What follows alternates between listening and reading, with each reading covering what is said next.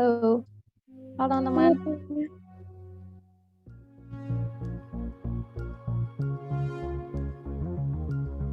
Halo teman-teman, acaranya kita mulai pukul berapa ya? Ini udah banyakan belum ya? Masih dikitan banget. Sedangkan pematerinya itu kan hebat banget ya. Jadi aku harap teman-teman bisa follow up lagi ya teman-temannya biar kita bisa cepet mulai di 13.10 deh ya. Kita Kang Dari.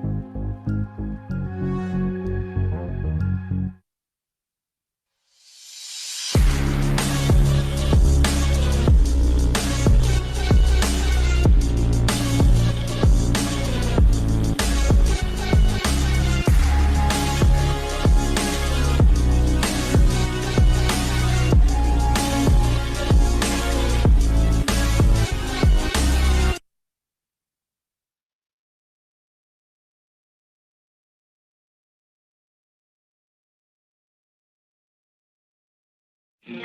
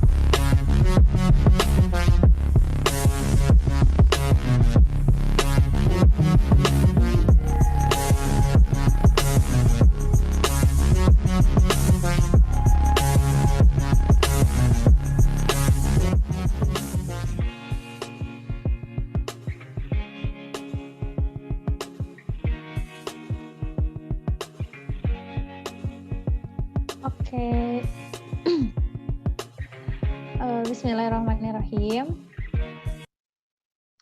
Assalamualaikum warahmatullahi wabarakatuh. Salam Om Swastiastu, Namo Buddhaya, salam kebajikan. Selamat siang teman-teman, selamat datang di acara Tebar Cerita episode 2 dengan tema Kuliah Bukan Tentang Nilai dan IPK Belaka. Bener itu? Sebelum acara ini dimulai, alangkah lebih baiknya kita berdoa terlebih dahulu ya, sesuai dengan kepercayaan masing-masing. Berdoa dimulai.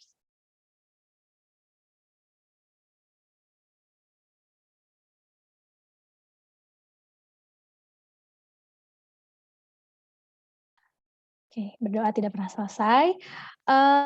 Pertama teman-teman, izinkan aku untuk memperkenalkan terlebih dahulu ya. Mungkin di sini teman-teman ada yang belum pernah ketemu aku atau mungkin pas mabimnya lagi tidur, nggak tahu ya, berarti aku mungkin perlu ya buat ngenalin diri lagi.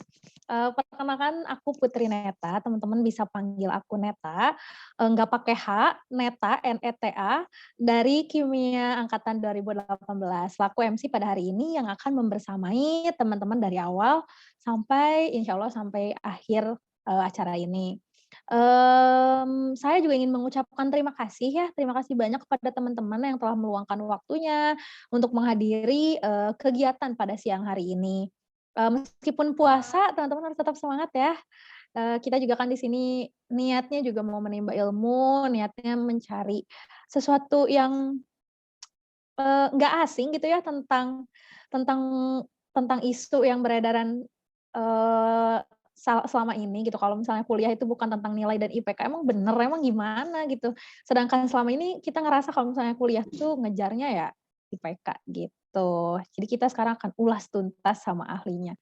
Dan semoga acara kali ini memberikan ilmu yang bermanfaat ya bagi kita semua. Semoga kita bisa mengambil sisi baiknya gitu. Amin. Oh ya teman-teman dan akang teteh semua nih yang hadir di sini, aku juga tadi lihat teman-teman aku. Gimana kabarnya? Sehat? Puasanya masih lancar? Berarti nggak ada yang jawab. Lancar teh. Alhamdulillah. Itu Kang Mario dijokiin ya on cam-nya, ya ampun. Oke, acara selanjutnya akan membacakan, oh ya, aku juga mungkin di sini harus membacakan dulu ya, membacakan dulu agenda siang ini tuh ada apa aja. Jadi agenda pada kali ini yaitu yang pertama ada pembukaan, lalu akan ada tilawah atau pembacaan ayat suci Al-Quran, lalu nanti kita akan mendengarkan lagu himne Himaka, dilanjutkan dengan sambutan dari Ketua Badan Eksekutif Himaka atau yang mewakilinya, dan dilanjutkan dengan pematerian atau talk show ya, bersama pemateri kita yang luar biasa, yaitu ada Kak Sultan Faras, dan dilanjutkan oleh penyerahan sertifikat kepada pemateri. Dan selanjutnya acara ini akan ditutup dengan sesi foto bersama.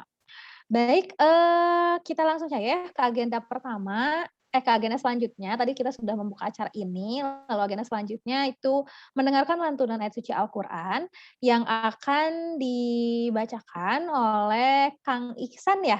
Kepada Kang Ihsan, kami persilahkan. Ya, terima kasih Teneta. A'udzu billahi minasyaitonir rajim. Bismillahirrahmanirrahim. Ar-rijal qawwamuna 'an-nisa'i bima faddalallahu ba'dahum 'ala ba'din wa bima anfaqu min amwalihim. Fassolihatu qanitatun hafizatul lil ghaibi bima hafizallah. Wallati takhafuna nusyuzahunna fa'izuhunna wahjuruhunna fil wahjuruhunna fil madaji'i watribuhunna fa in ata'nakum fala tabghu 'alaihinna sabila innallaha kana 'aliyan kabira.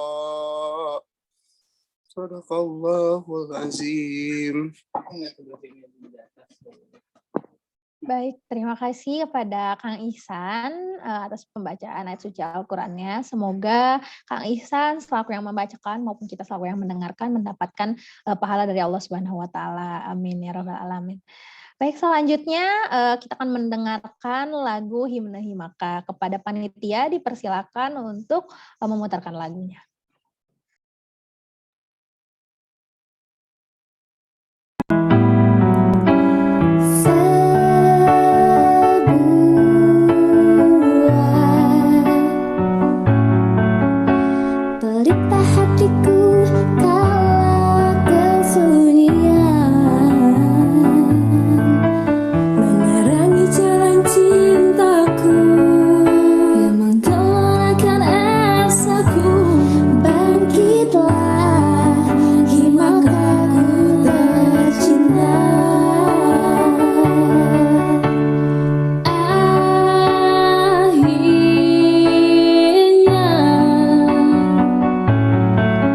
Kita bersatu dalam satu cita,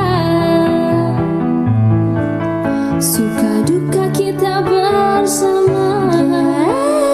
Bangun kita bersatu, dengarlah himakaku tercinta. Himaka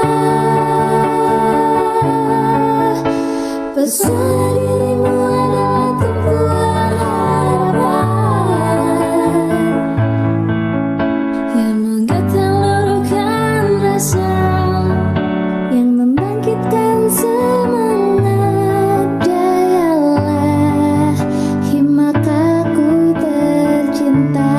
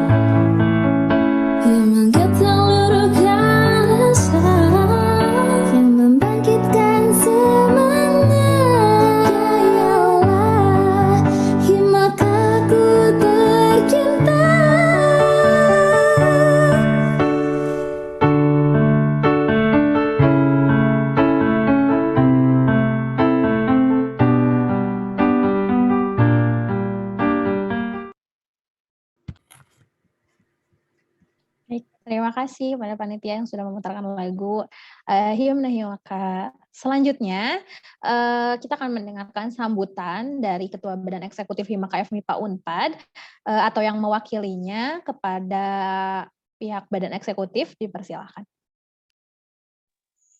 Ya, sebelumnya terima kasih kepada MC atas waktunya. Sebelumnya di sini saya Rasifari sebagai Wakil Ketua Badan Eksekutif mewakili Kang Adi yang sedang ada kesibukan lain di luar ya. Bismillahirrahmanirrahim. Assalamualaikum warahmatullahi wabarakatuh. Salam, Om Swastiastu, Namo Buddhaya, salam kebajikan. Yang terhormat kepada Kang Sultan Faras selaku Ketua Badan Eksekutif Mahasiswa KMUGM, lalu kepada teman-teman Departemen Hubungan Eksternal yang saya banggakan, dan juga kepada Akang Teteh peserta yang saya cintai. Pertama-tama, puji dan syukur marilah kita panjatkan kehadirat Tuhan Yang Maha Esa, karena atas berkat dan rahmatnya kita dapat berkumpul pada kegiatan Tebar Cerita episode 2 hari ini. Sebelumnya, saya ingin berterima kasih dan mengucapkan selamat datang kepada Akang Teteh di acara Tebar Cerita episode 2 hari ini, yang mengangkat tema kuliah bukan hanya tentang nilai dan IPK belaka. Nah, ini temanya sangat menarik ya teman-teman, karena yang biasa kita tahu dan mungkin kita rasakan sebagai mahasiswa, kita selalu berorientasi kepada nilai dan IPK saja selama di kuliah. Nah, tapi di samping itu ada hal lain yang tidak kalah pentingnya teman-teman, yaitu tentang pengalaman berorganisasi.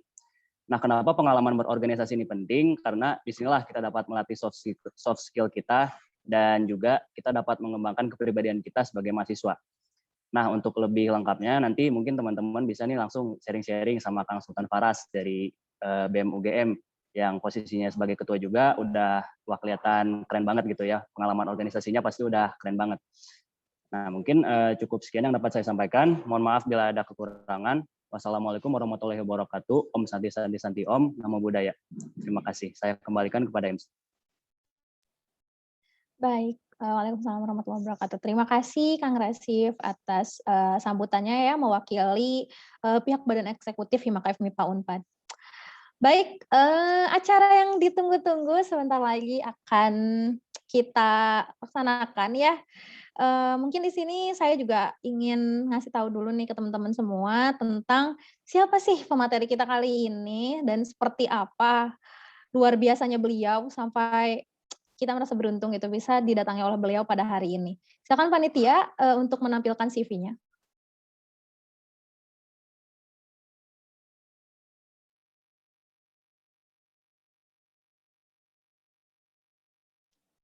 Oke, baik teman-teman. Jadi pemateri kita kali ini adalah Kang Muhammad Sultan Faras Nans. Oh, mungkin aku manggilnya enggak Kang kali ya, manggilnya aku Kakak ya, Kak Sultan. Beliau ini merupakan presiden dari BMKM UGM tahun 2020 dan aduh aku luar biasa banget sih ya. Aku sebenarnya kemarin udah stalking dulu. Sampai tadi juga aku masih stalking beliau. Tentang experience-nya gitu dan ternyata beliau ini luar biasa ya. Beliau ini juga merupakan peserta dari beasiswa unggulan nih teman-teman. Dan aku sebetulnya agak heran sih ya, tema sekarang itu tentang yang kayak ya udah nih kuliah tuh bukan tentang IPK gitu. IPK tuh bukan segalanya gitu. Tapi luar biasa teman-teman, Kang Sultan ini memiliki IPK yang aku angkat tangan deh. Kalau di Unpad ini udah aku mau di UGM juga sama nggak ya? Ini IPK-nya 3,56 dari 4. Wow, luar biasa banget ya teman-teman. Dan beliau ini juga, aduh boleh dong panitia di-scroll ke bawah. Beliau ini juga meraih beberapa penghargaan, ini bukan beberapa di sini, banyak banget penghargaan. Dan salah satunya itu menjadi Best Technology Innovation Moderna Product Innovation Competition. Wow. Dan beliau juga pernah menjadi pemenang juara 1 di Genius Hackathon. Duh, ini aku kalau misalnya sebutin semua prestasinya ini kayaknya yang lain bakal iri dan termasuk aku kayaknya aku nggak bakal bisa tidur. Aku ngapain aja selama ini. Dan ini dia teman-teman, pernah menjadi delegasi untuk ini ya forum pemimpin mahasiswa ASEAN. Aduh, luar biasa banget. Aku sangat merasa tertampar selama ini aku ngapain aja. Dan dibalik ke di balik kesuksesannya Kang Sultan ini gitu ya. Karena seperti yang kita tahu gitu kalau misalnya biasanya gosip-gosip yang berkembang di luaran itu kalau misalnya kita mau milih akademik ya organisasinya ter apa ya, bisa jadi dibilang ketinggalan atau misalnya kita terlalu ngejar organisasi, akademiknya bakal ketinggalan. Nah, sekarang kita akan belajar ke duh aku keceplosan Akang terus, ke Kang Sultan. Ke Kang Sultan ini gimana sih caranya biar, kita tuh akademiknya jalan, organisasinya jalan, ini udah keren banget ketua BEM-KM UGM ya, udah nggak diragukan lagi ya teman-teman semua. Dan kayaknya teman-teman juga pasti banyak nih yang kenal Kang Sultan dan tentunya kita luar biasa ya, kita beruntung banget bisa menghadirkan Kang Sultan pada, hari ini gitu, di kegiatan ini. Baik, aduh apakah Kak Sultan sudah hadir?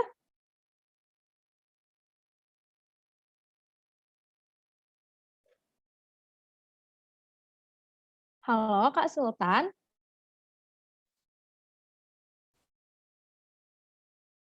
Kang Sul Kak Sultannya sepertinya belum belum ada ya?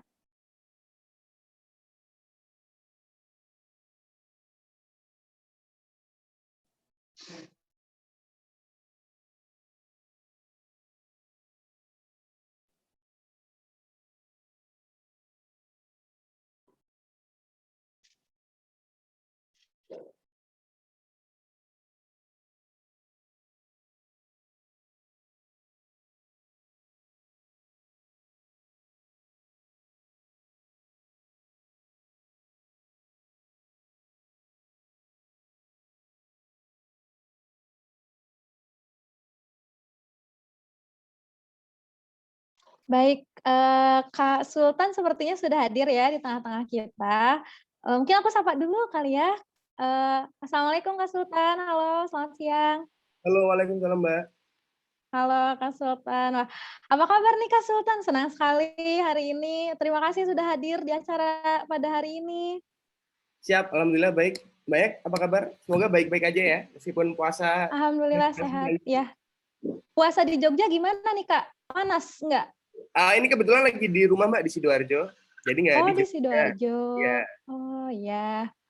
Baik, teman-teman karena Kak Sultan juga sudah hadir ya di tengah-tengah kita pada kali ini, kita langsung aja nih dengerin sebetulnya gimana sih keluar biasaannya Kak Sultan ini sampai bisa dapet IPK yang, luar biasa, experience-nya juga banyak banget, penghargaan yang didapatnya juga banyak.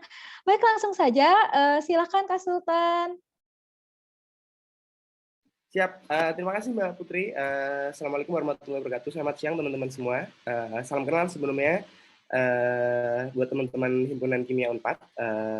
Nama saya Muhammad Sultan Faras, jadi panggil Sultan atau Faras, mahasiswa prodi manajemen di FEB UGM, Fakultas Ekonomi dan Bisnis UGM.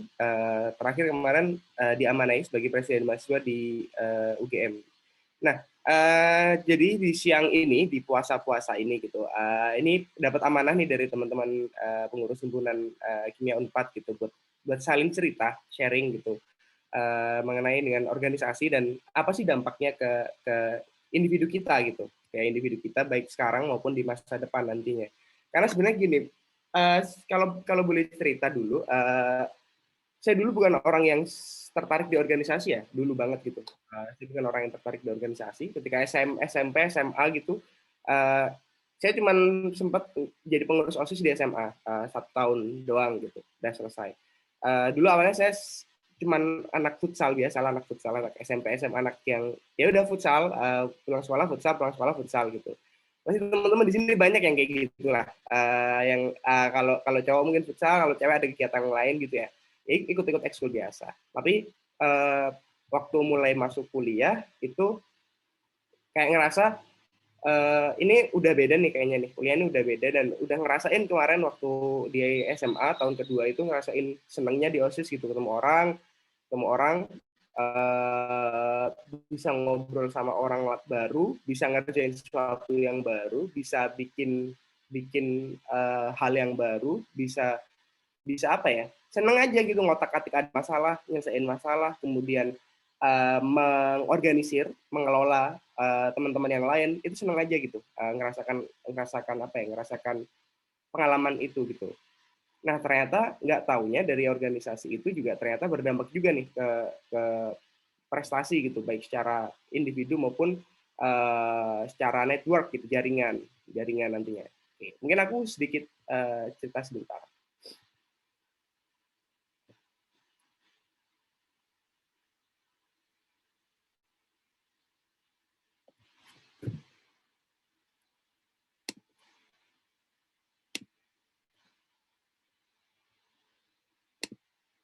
Oh, bentar, ini nggak bisa kayaknya. Harus langsung di-share screen dari sini. Ini teman-teman pengurus himpunan semua ya nih ya Mbak ya, berarti ya? Iya, jadi ini ada pengurus himpunan sama teman-teman dari peserta juga, ada yang bukan pengurus himpunan.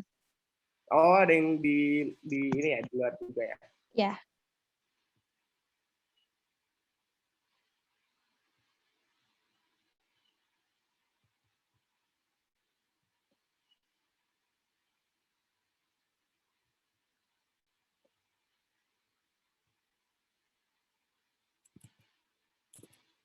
Oke, ini udah.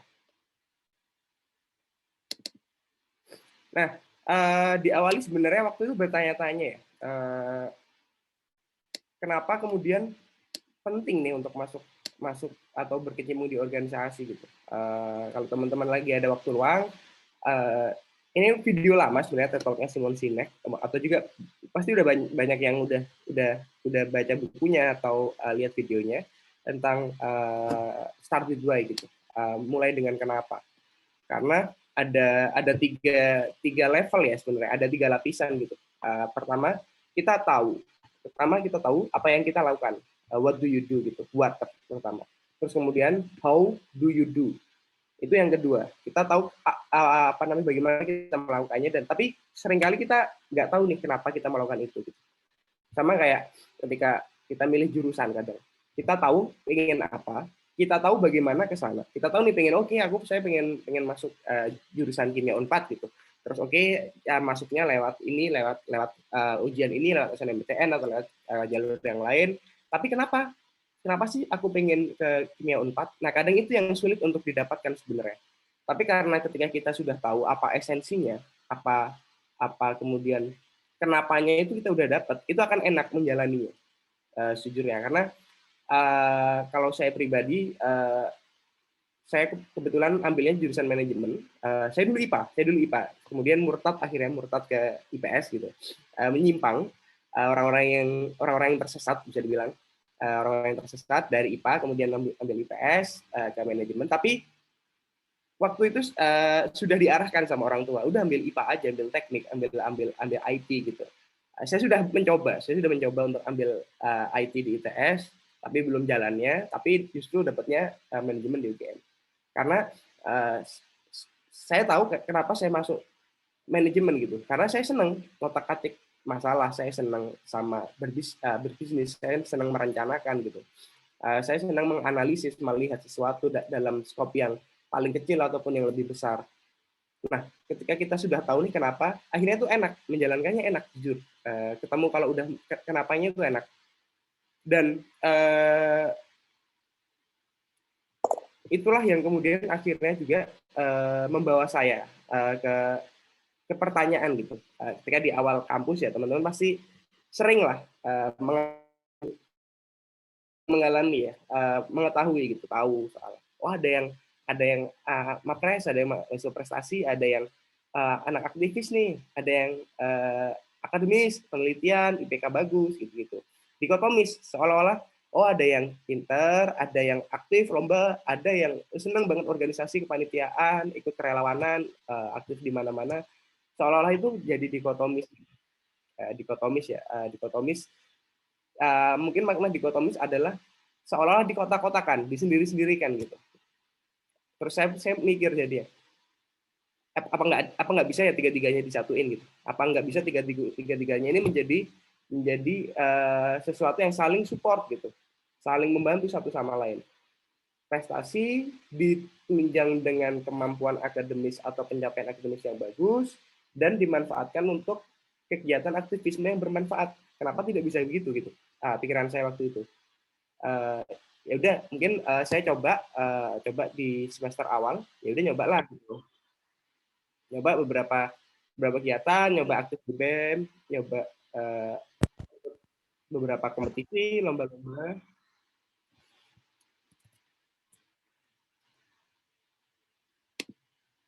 Coba beberapa kompetisi, beberapa lomba-lomba, terus kemudian dan ya udah kuliah serajin mungkin, sebaik mungkin gitu. Ternyata kok bisa ya gitu untuk menyeimbangkan semuanya. Nah dari sana mulailah apa namanya berusaha untuk ini namanya menjadi seorang outlier sebenarnya. Jadi outlier itu orang-orang yang punya punya punya apa ya punya daya dobrak gitu, daya dobrak yang besar. Karena mungkin bentar saya skip dulu dari sini. Nah, outlier itu apa? Ini. Jadi saya baca bukunya Malcolm Gladwell, judulnya Outliers. Nah, jadi salah satu kutipan yang menarik dari Outliers adalah Malcolm Gladwell berkata, sebenarnya latihan itu apa ya? Practice isn't the things you do once you are good. It's the thing you do that makes you good. Jadi otomatis sesuatu itu yang gini ya, kalau teman-teman seumpama apa namanya pengen lomba esai gitu, pengen lomba esai. Teman-teman bukan berarti nulis esai itu ketika sudah jago nulis esai. Tapi justru nulislah esai, justru itu yang akan bikin nanti teman-teman kualitas teman-teman jadi lebih bagus ke depannya. Jadi nggak ada yang kemudian tiba-tiba jago nulis esai, tapi memang ada proses di sana, ada salah berkali-kali. Kenapa? Karena di Outliers ini ada the laws of 10,000 hours away. Nah, jadi untuk jadi seorang outliers dibutuhkan namanya grit atau persistensi. Persistensi itu konsisten, dan dia makin naik grafiknya. Jadi dia konsisten, tapi makin kenceng gitu, makin menggebu-gebu persistensi. Nah, dari penelitiannya Malcolm Gladwell, ini dilihat bahwa sebenarnya untuk menjadi seseorang yang luar biasa, keren, jago, kamu hanya perlu melakukan sesuatu yang kamu sukai itu selama 10.000 jam. Itu otomatis kamu akan jadi orang jago. Jago dalam bidang apapun. Jago nulis esai, jago programming, jago marketing, jago penelitian, jago apapun. Itu asalkan teman-teman tekun, asalkan teman-teman fokus, menekuni beberapa hal yang teman-teman pilih jadi prioritas, dan melakukan itu secara berulang-ulang konsisten, terus nambah porsinya, fokusnya tiap hari, itu akan teman-teman akan jadi seorang yang luar biasa keren gitu. Karena seorang outliers ini orang yang sudah apa namanya diberi opportunity, dikasih kesempatan, dan bisa memanfaatkan kesempatan ini dengan kekuatan dan apa namanya dan keteguhan pemikiran. Karena sejak awal apa namanya seorang outliers ini, saya senangnya melihat outliers ini seorang yang wah ini orang kalau dikasih kesempatan itu nggak ragu gitu untuk ambil. Oh iya deh, apa namanya berani Bismillah gitu. Tapi dia juga konsekuen atas apa yang sudah dia ambil gitu, keputusan yang sudah diambil. Nah, apa namanya?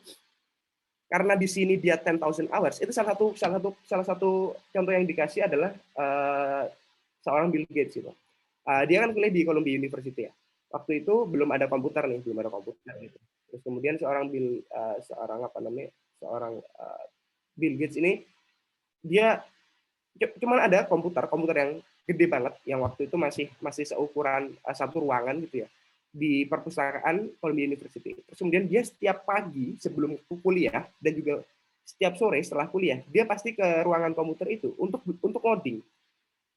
Jadi tidak heran ketika sekarang Microsoft yang dimiliki oleh Bill Gates adalah perusahaan perangkat komputer lunak terbesar di dunia. Karena Bill Gates adalah orang yang pertama yang mencapai 10,000 hours peak-nya ini. Jadi penelitiannya sampai sana, penelitian si outliers ini. Menarik kan? Karena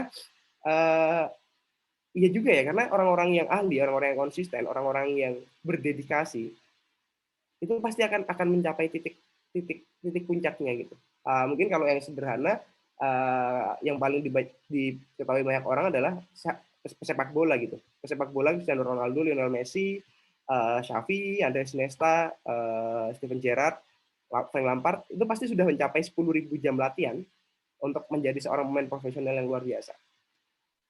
Nah, kemudian dari sana akhirnya ya udah deh, inilah yang kemudian beberapa yang berhasil saya capai gitu. Baik aktif di baik ikut lomba, mulai dari jadi sejak saya SMA saya sudah mulai ikut lomba, aktif lomba dan ya udah pengen saya terusin aja konsisten gitu. Karena dengan ikut lomba-lomba ini itu akan ngasah pola pikir saya, ngasah apa ya? Mengasah cara cara saya cara saya menilai sebuah permasalahan, cara saya menyusun sebuah solusi yang apa ya, yang berkualitas, cara saya mempresentasikan dengan baik, cara saya untuk networking dengan banyak orang, itu akan terasa di sini. Dan saya pengen dapat 10.000 jam itu cepatnya. Jadi saya ikut sekitar lebih dari 35 lomba dalam 3,5 tahun ini. Jadi 3,5 tahun kan karena kemarin saya BEM 1 tahun, jadi nggak ikut lomba sama sekali. Dalam 3,5 tahun sudah hampir 40 lomba yang saya ikuti. Berarti 1 tahun lebih dari 10 lomba yang saya ikuti. Jadi saya pengen cepatnya dapat 10.000 jam itu gitu. Jadi saya pengen mengasah skill saya itu secara intensif gitu selama waktu kuliah. Nah, akhirnya kesempatan baik secara individu maupun tim dari level nasional sampai internasional untuk berkompetisi gitu, untuk asah skill saya.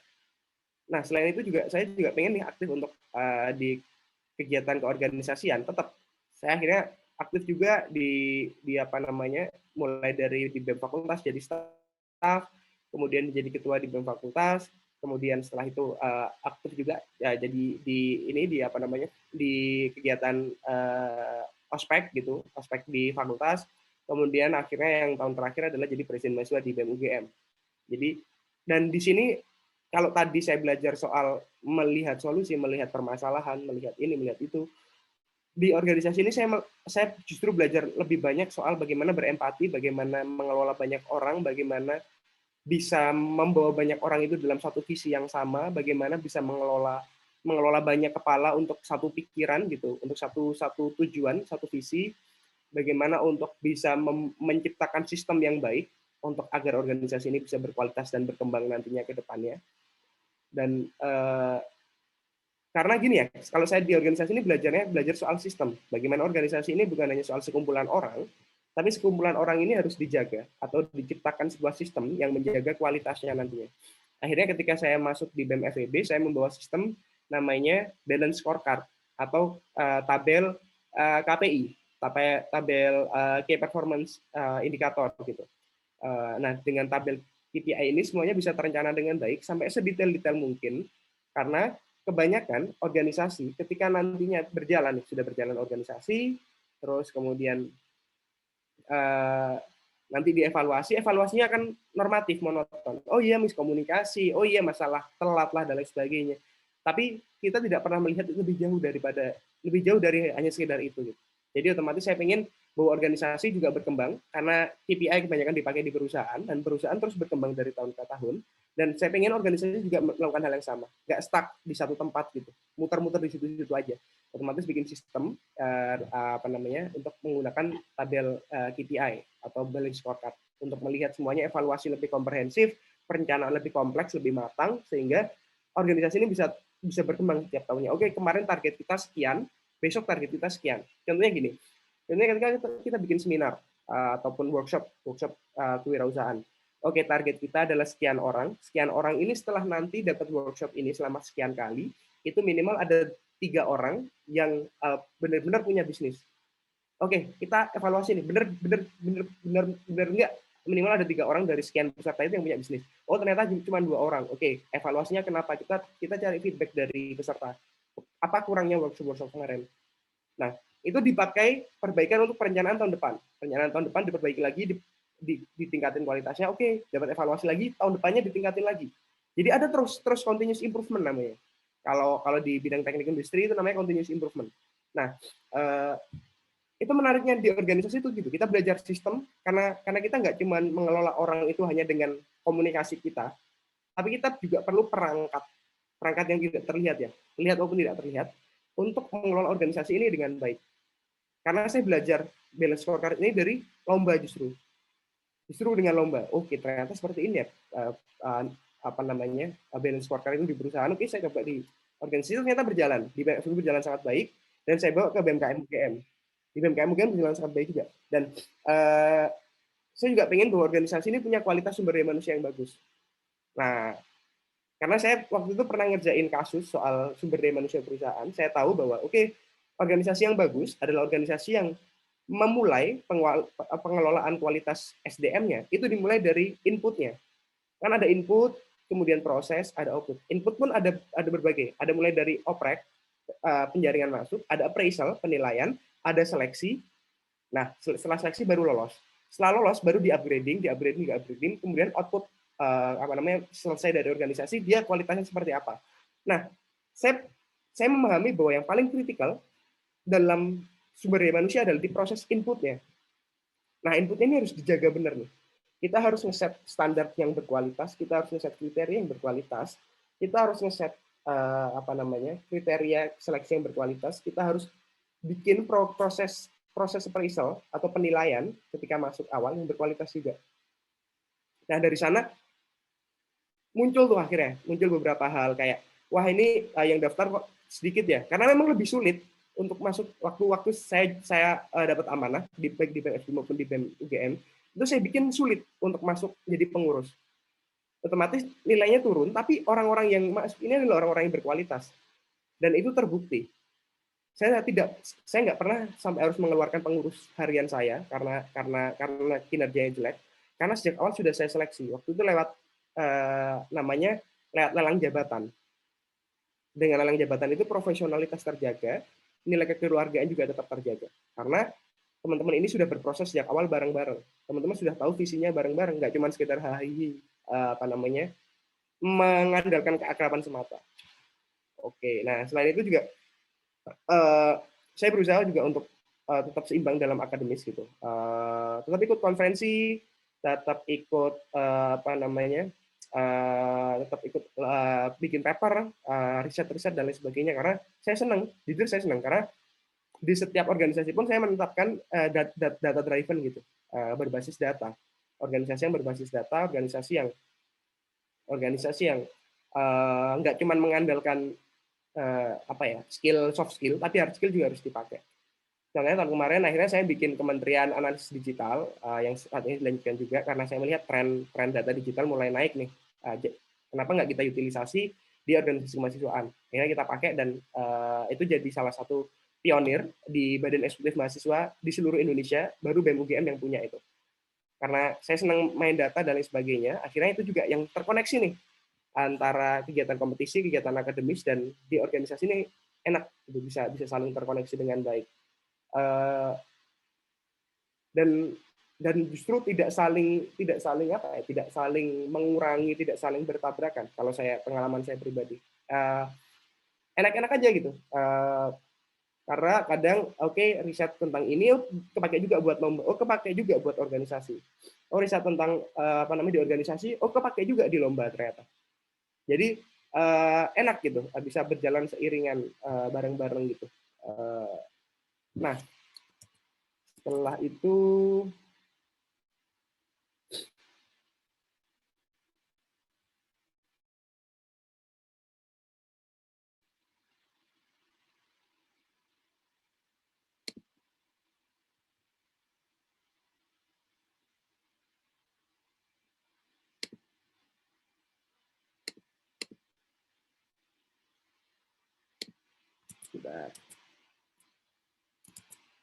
nah, ini mau cerita sedikit sebenarnya tentang kemarin tuh ini ya, teman-temanku waktu saya mencalonkan diri jadi ketua BEM di UGM tuh bertanya-tanya ngapain lagi, nyari apa lagi gitu. Udah mending lulus aja, habis itu kerja gitu. Lulus kerja pasti udah banyak yang nunggu dan lain sebagainya. Temen pada nanyain tuh, ngapain harus repot-repot ngurusin BEM UGM gitu, yang banyak intriknya lah, banyak politiknya lah, banyak konfliknya gitu. Jawaban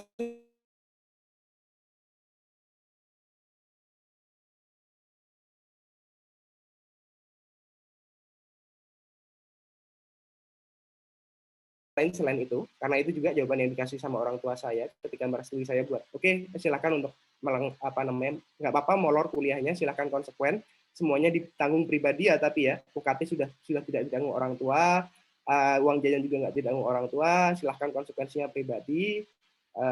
Jadi otomatis semua saya belajar bertanggung jawab gitu untuk mengambil pilihan untuk oke, saya lanjut di organisasi ini. Tapi akhirnya dalam 1 tahun itu saya dapat banyak sekali pelajaran di organisasi.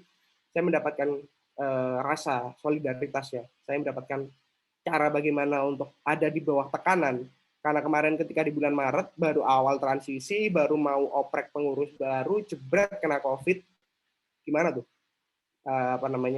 Untuk beradaptasi. Karena kondisinya sudah sangat berbeda 180 derajat, bahkan kampus aja institusi yang begitu besar, yang banyak ahli di dalamnya itu kalang kabut dalam menyesuaikan kondisi yang kemarin waktu pandemi, apalagi organisasi kemahasiswaan, kalang kabut dan lain sebagainya. Nah, tapi saya belajar dari sana crisis management, saya belajar dari sana untuk melihat bagaimana orang-orang teman-teman kita yang lain juga lagi tidak stabil nih kondisinya, bagaimana untuk ayo bisa bergandengan tangan, belajar soal emotional intelligence juga, soal kecerdasan emosional juga, bagaimana kita harus tahu kondisi di mana kita bisa ngajak dia kerja lagi atau kita harus ngedekatin dia secara perlahan-lahan.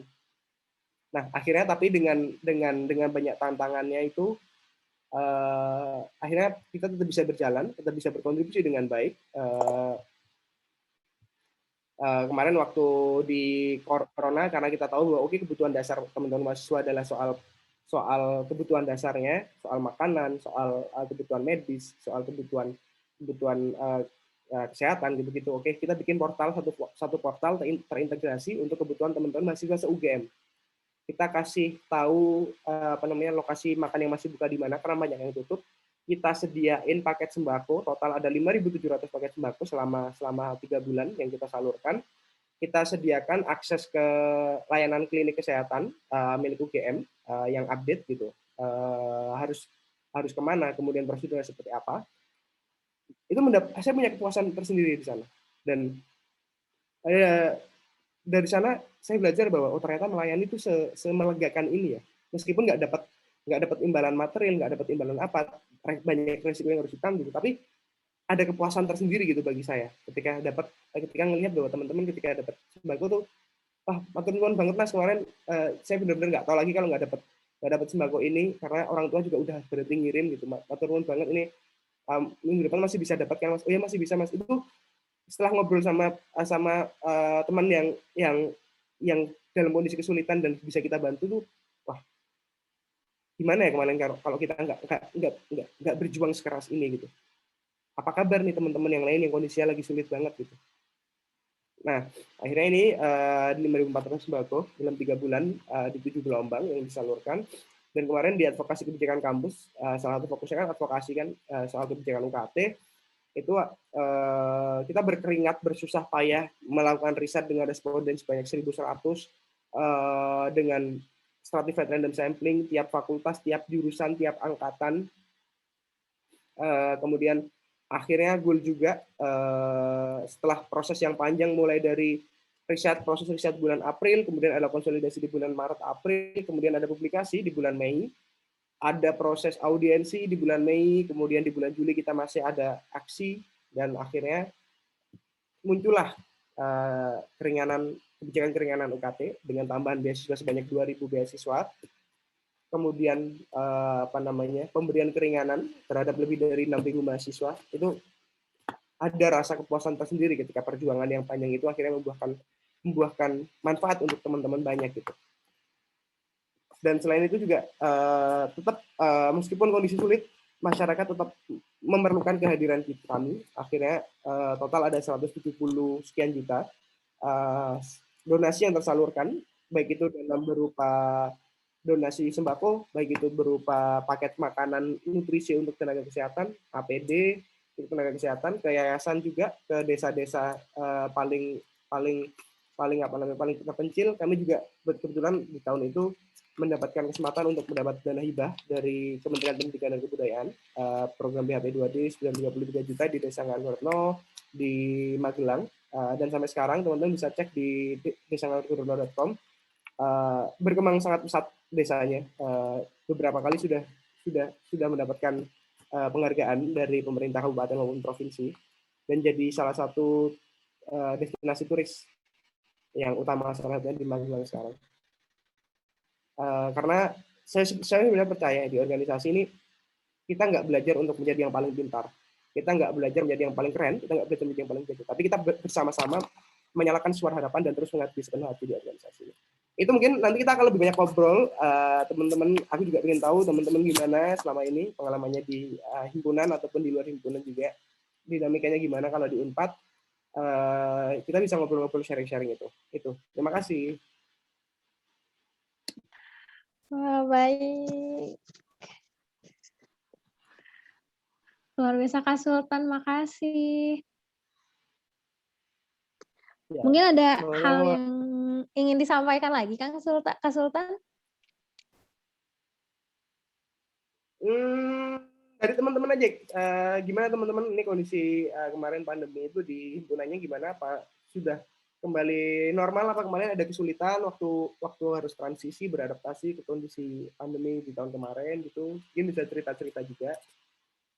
Ya, betul sih Kak Sultan, soalnya memang kondisi pandemi kemarin memang cukup mengagetkan gitu ya. Pasti saya kira itu hanya di himpunan saya saja, ternyata memang ketika saya juga ngobrol-ngobrol sama teman-teman saya yang ada di universitas lain juga sama gitu. Mereka juga memiliki kesulitan yang hampir sama tentang bagaimana mengelola, bahkan organisasinya pun kalau di himpunan saya gitu ya, di Himaka sempat bukan vakum, jadi sempat tidak berjalan selama beberapa waktu, karena di situ kan kita harus melakukan perombakan ulang ya, gimana caranya, itu kita menyusun strategi ulang bagaimana caranya bahwa si organisasi ini tetap berjalan, segala program sesuatu yang telah direncanakan ini inginnya berjalan seideal mungkin gitu, tapi dengan kondisi yang terbatas gitu ya Kak Sultan ya, tentu di sini memiliki kesulitan tersendiri gitu. Tapi mungkin di sini aku pengen bertanya nih Kak Sultan, boleh ya? Boleh. Ya, jadi tadi tuh menarik sekali penyampaian Kak Sultan tentang bagaimana Kak Sultan menjalani dinamika organisasi, bagaimana menjalani perkuliahannya yang luar biasa.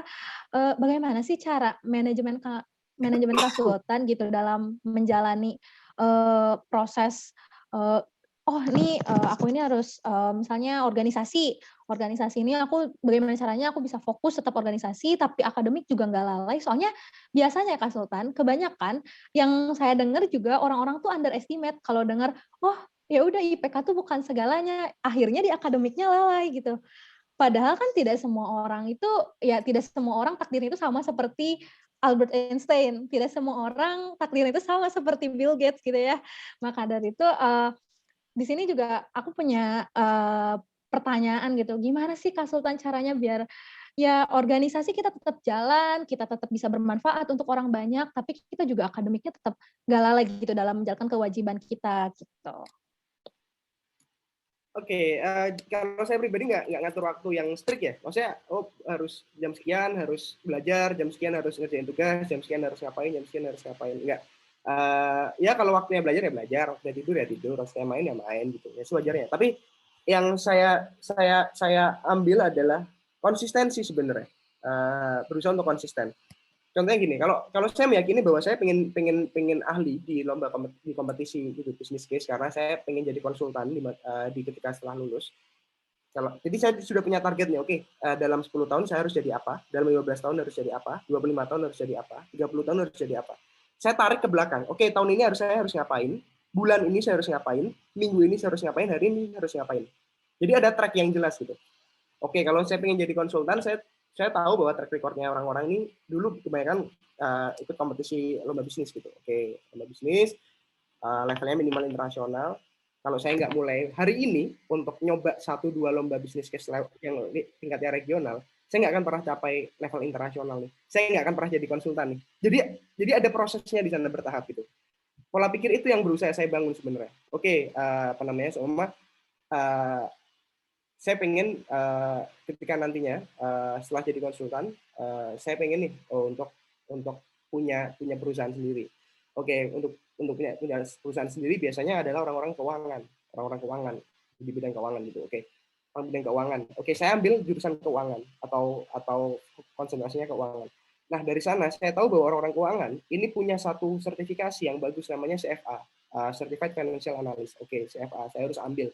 Sebelum ambil CFA, saya harus ikut salah satu kursus namanya Investment Academy. Oke, saya ambil Investment Academy. Jadi ada proses yang panjang nih. Sebelum oke, mimpi kita apa? Kita tarik ke belakang. Hari ini kita harus ngapain? Minggu depan harus ngapain? Bulan depan ngapain? Bukan jam ini saya ini ada jadwal gitu ya, tabel di tembok sini. Oke, jam ntar jam 5 saya harus nyiramin tanaman. Enggak, saya nggak punya jadwal kayak gitu. Yang penting konsisten aja. Oke, teman-teman pengennya apa di masa depan, tarik ke belakang sekarang, konsisten terus, nyicil, ibaratnya nyicil gitu. Karena nggak ada sesuatu yang instan, saya yakin. Karena saya sangat sensible ya dari apa namanya, anak-anak zaman sekarang, anak-anak zaman now gitu, adalah pengennya instan nih, pengennya instan. Wah, itu saya sangat sebel tuh, yang pengen instan. Maksudnya kayak ini nih, saya angkatan 2016, kemudian ketemu teman-teman 2019 gitu yang baru masuk. Tiba-tiba tanya, Mas, Masnya ini ya kemarin lomba internasional ya? Saya pengen juga Mas, pengen menang lomba internasional gitu. Gimana ya Mas ya caranya ya? Kamu mending pulang dulu, tidur, mimpi, baru bisa gitu. Nggak segampang itu gitu, nggak segampang kamu tanya kemudian besok kamu bisa menang gitu. Ada proses yang panjang tuh di sana. Ada proses yang panjang, ada yang nggak tidur, ada yang muntah-muntah kebanyakan minum kopi, ada yang harus berdebat dengan apa namanya, staf di akademik fakultas karena kita kebanyakan bolos karena ikut lomba. Jadi enaknya adalah ketika kita konsisten akan ada sesuatu yang ada namanya cumulative advantage. Jadi keunggulan yang sifatnya kumulatif. Kita memang nyicil dari awal. Oh, orang ini memang fokus semua di bidang kimia, orang ini fokus di bidang kimia organik gitu. Atau saya dulu apa aja jenis kimia ya. Tahunya rantai karbon, yang ini cuma rantai karbon doang saya mah. Nah, jadi menyenangkan kalau kita bisa fokus, kita tahu bidang apa yang ingin kita kuasai, itu kita nggak akan pernah bingung ketika ada persimpangan. Ketika ada persimpangan kita nggak akan pernah bingung, karena kita udah narik ke depan jauh nih. Sehingga kalau ketika ketemu kita persimpangan, tinggal lihat aja, mana yang paling dekat sama target saya di jangka panjang. Jadi seperti itu Mbak Putri, kalau metode saya ya. Luar biasa. Memang ya, setiap orang memang punya metodenya masing-masing ya, Kak. Ada yang memang harus dijadwal setiap waktunya ya, ada yang memang ditarik dulu ke belakang, lihat dulu tujuan target utama kita itu apa gitu ya. Aduh, luar biasa sih. Aduh, aku jadi ketampar tujuan aku apa ya. Baik, mungkin dari makasih ya Kak Sultan untuk jawabannya. Mungkin dari teman-teman nih, teman-teman mungkin ada yang ingin bertanya, pasti banyak banget itu yang penasaran sama apapun itu yang berhubungan sama tadi yang pematerian yang sudah Kak Sultan sampaikan atau maupun hal lainnya, mangga teman-teman silahkan jika ada yang ingin ditanyakan boleh raise hand atau komen di kolom chat. Silakan teman-teman.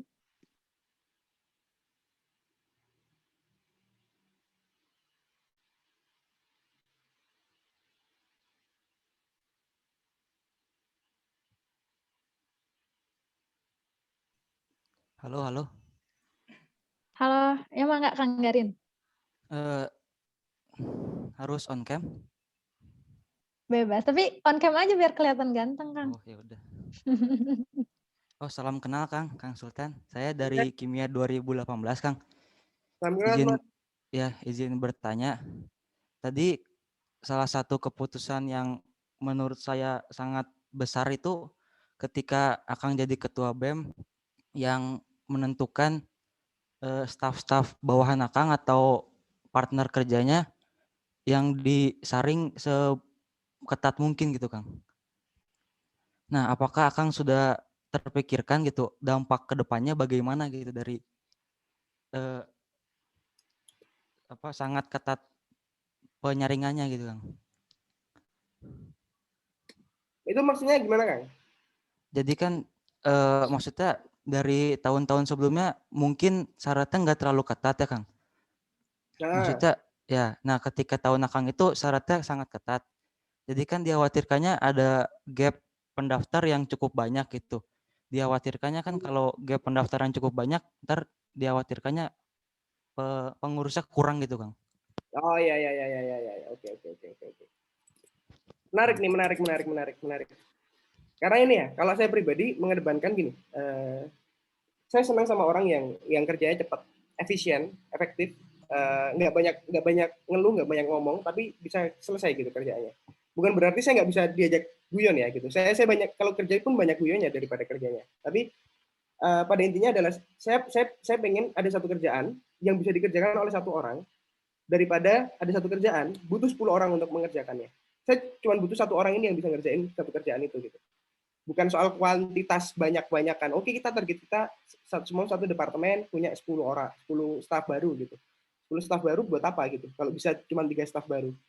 Karena 3 staf baru ini itu akan lebih banyak experience-nya.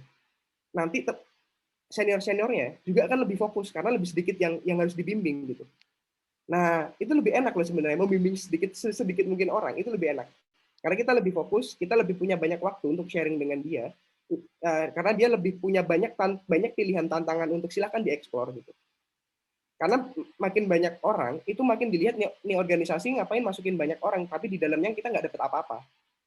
Ya, jadi sejak awal kita emang udah saring, kita pengen kalau ada satu kerjaan yang biasa bisa dikerjain 5 orang, kita pengen tahun ini cukup 2 orang untuk kerjain kerjaan itu gitu. Biar dia punya apa ya, punya ranah untuk dieksplor lebih banyak, dia merasa punya tanggung jawab, punya wewenang yang cukup leluasa gitu. Nggak cuma disuruh-suruh, tapi dia punya, oke, kamu sejak masuk itu udah di PIC-in untuk megang ini, kamu megang ini, tapi kamu bisa eksplor sendiri gitu. Sudah ada rencana di awal, tapi kamu bisa eksplor sendiri desain programnya, desain roadmap ke depannya. Karena di awal saya sama teman-teman di pengurus harian itu sudah ini ya, karena itu tadi sejak awal saya pengen punya teman kerja yang bisa mikir, nggak cuma bisa kerja. Jadi di awal kita tahu bahwa oke, karakteristik anak-anak muda sekarang itu pengen punya dapat apa ya, rasa memiliki gitu atas kerjaan yang dia garap. Dia nggak pengen direcokin. Ya kan, teman-teman pasti ngerasa nggak mau nih direcokin senior gitu. Nggak ada lagi senioritas yang harus ini harus itu. Alumni yang masih ikut campur, ya kan? Ada rasa itu, karena kita tahu ada rasa kita sebel. Saya juga sebel kalau direcokin sama orang-orang yang lebih tua gitu. Akhirnya, oke, berarti anak-anak baru ini harus kita kasih porsi yang lebih besar nih dalam kerjaan, biar mereka bisa lebih eksplor, biar bisa mereka lebih berkembang, dan organisasi ini jadi punya bibit-bibit baru yang berkualitas. Nah, dari sanalah prinsip itu kemudian, oke, kita nggak ngejar target mendaftar berapa. Kalau nggak ada yang daftar, kita baru nyari gerilya gitu, underground. Tapi alhamdulillah enggak, karena sejak awal kita sudah membranding organisasi terutama di BEM UGM bahwa organisasi ini adalah organisasi berkualitas. Teman-teman yang masuk bukan teman-teman yang sembarangan. Jadi dengan persepsi publik yang sudah seperti itu, justru teman-teman yang nggak niat, nah kan ada nih yang nggak niat nih. Pasti ada yang saya 4 tahun di organisasi, saya udah paham mana yang niat, mana yang nggak niat gitu. Pasti ada anak-anak yang nggak niat, yang sudah akan nggak jadi daftar deh gitu, capek gitu, takut capek gitu. Nah di situ filternya. Kalau teman-teman nyari yang nggak hilang-hilangan, teman-teman nyari yang nggak di ghosting gitu. Waktu lagi program gitu, dia tahu PJ apa tiba-tiba hilang gitu, yang hilang-hilangan gitu. Mending sejak awal potensi untuk dia ada orang yang hilang-hilangan di organisasi udah dipotong sejak awal. Jadi kita nggak akan mengalami kerugian ketika tengah berjalannya organisasi. Filternya di awal nih penting banget. Itu mungkin yang bisa aku bagi. Gimana Mas Tri? Oh ya, itu setuju juga sih Kang, soalnya kan yang saya kepikiran tuh ini kan skalanya bukan himpunan aja gitu kan, satu prodi, ini skalanya satu universitas itu. Nah terus yang satu lagi kepikiran, cara ngefilternya itu gimana Kang?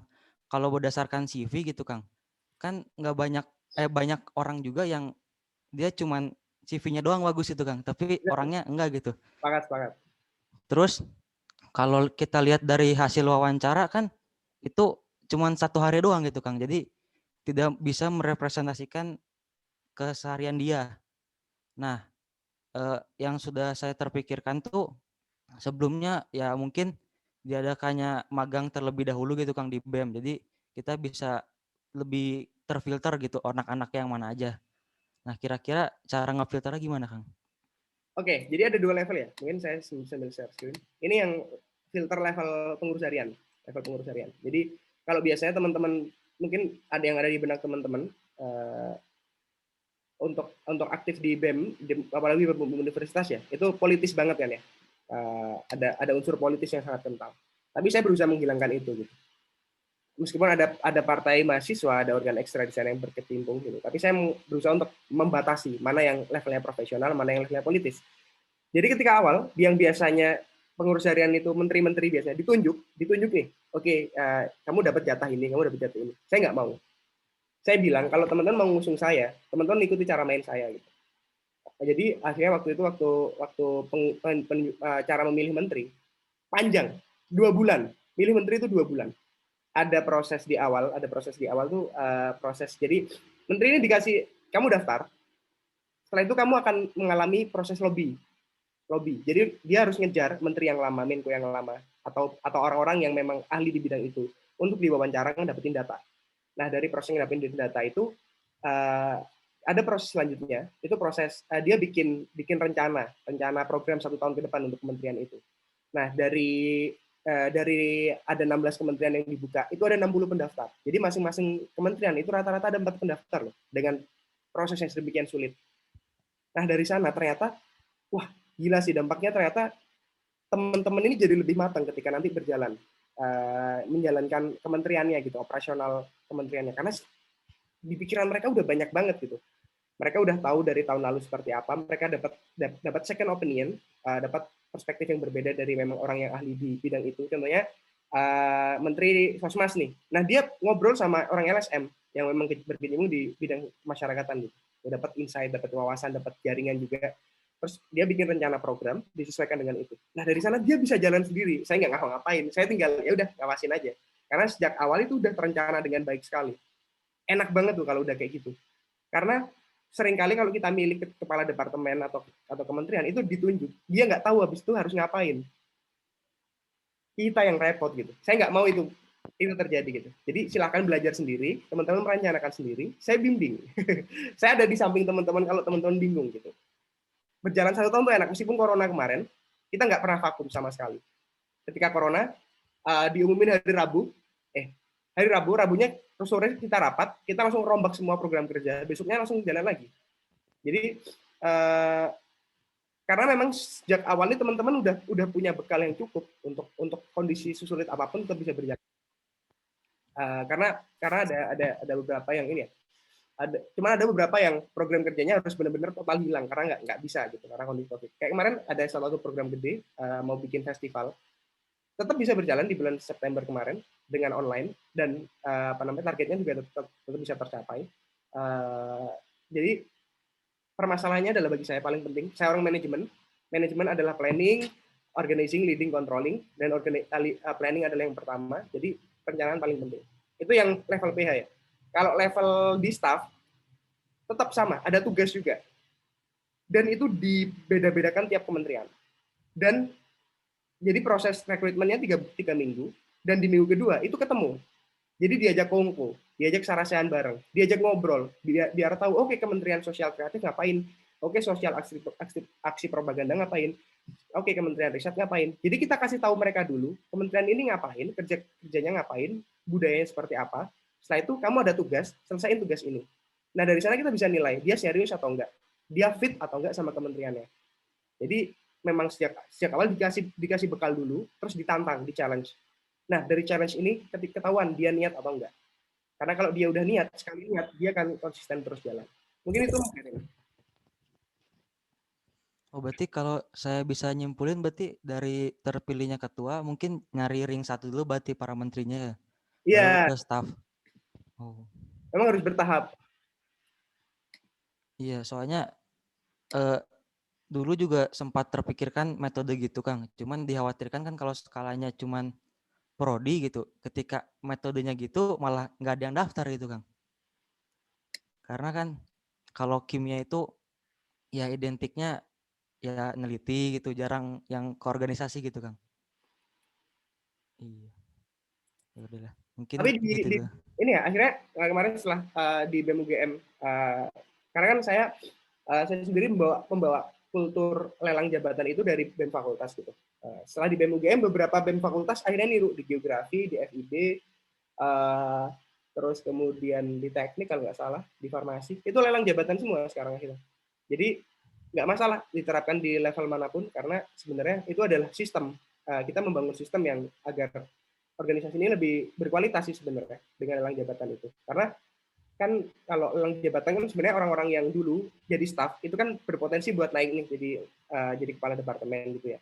Itu saya yakin nggak akan kekurangan orang sih selama organisasinya memberikan daya tarik yang menarik gitu. Iya sih, saya juga setuju Kang, kayak ada prestisius tersendiri gitu untuk ketika kita berhasil gitu. Ya benar. Ya Kang.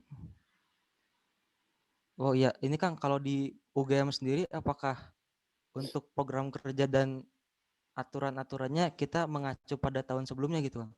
Misal tahun sebelumnya itu program kerjanya ada 60. Nah, apakah pas Akang mau menjabat harus segitu juga atau gimana Kang? Enggak lah, saya kurangi lah. Saya nggak mau banyak-banyak program kerja, ngapain. Saya Berarti emang bebas gitu. yang penting dikit, tapi berkualitas. Sama kayak staff, dikit nggak apa-apa, yang penting berkualitas gitu. Dan nggak berkualitas, maksudnya nggak cuma berkualitas sekali selesai. Tapi saya pengen, kan kemarin banyak nih, seminar lah, workshop lah. Saya pengen satu workshop, tapi workshopnya ini continue. Soal workshop soal marketing nih. Ya udah, marketing nggak apa-apa, tapi fokus continue dan ukur bahwa sebenarnya ketika nanti peserta ini selesai dari workshop ini, apa capaiannya. Oke, ternyata selama workshop ini, selama 2 bulan, itu ternyata 50% dari peserta workshop itu penjualannya mengalami kenaikan gitu. Karena ikuti workshop digital marketing ini. Jadi harus ada manfaat yang jelas.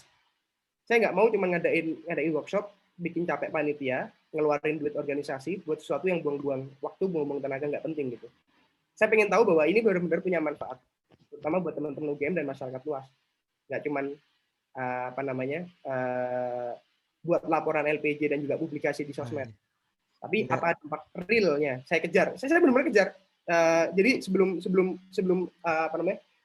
sebelum perencanaan program itu sama PJ staffnya, saya selalu kejar menterinya. Ini buat apa? Program ini ada buat apa? Kenapa harus ada gitu? Targetnya apa? Dampaknya sampai mana? Seberapa persen kamu yakin itu bisa tercapai? Jadi saya berusaha untuk memastikan setiap program kerja adalah program kerja yang berkualitas dan punya dampak nantinya, nggak cuma formalitas. Gitu, Mas. Siap. Thank you banget Kang. Siap. Oke teman-teman, seru banget ya.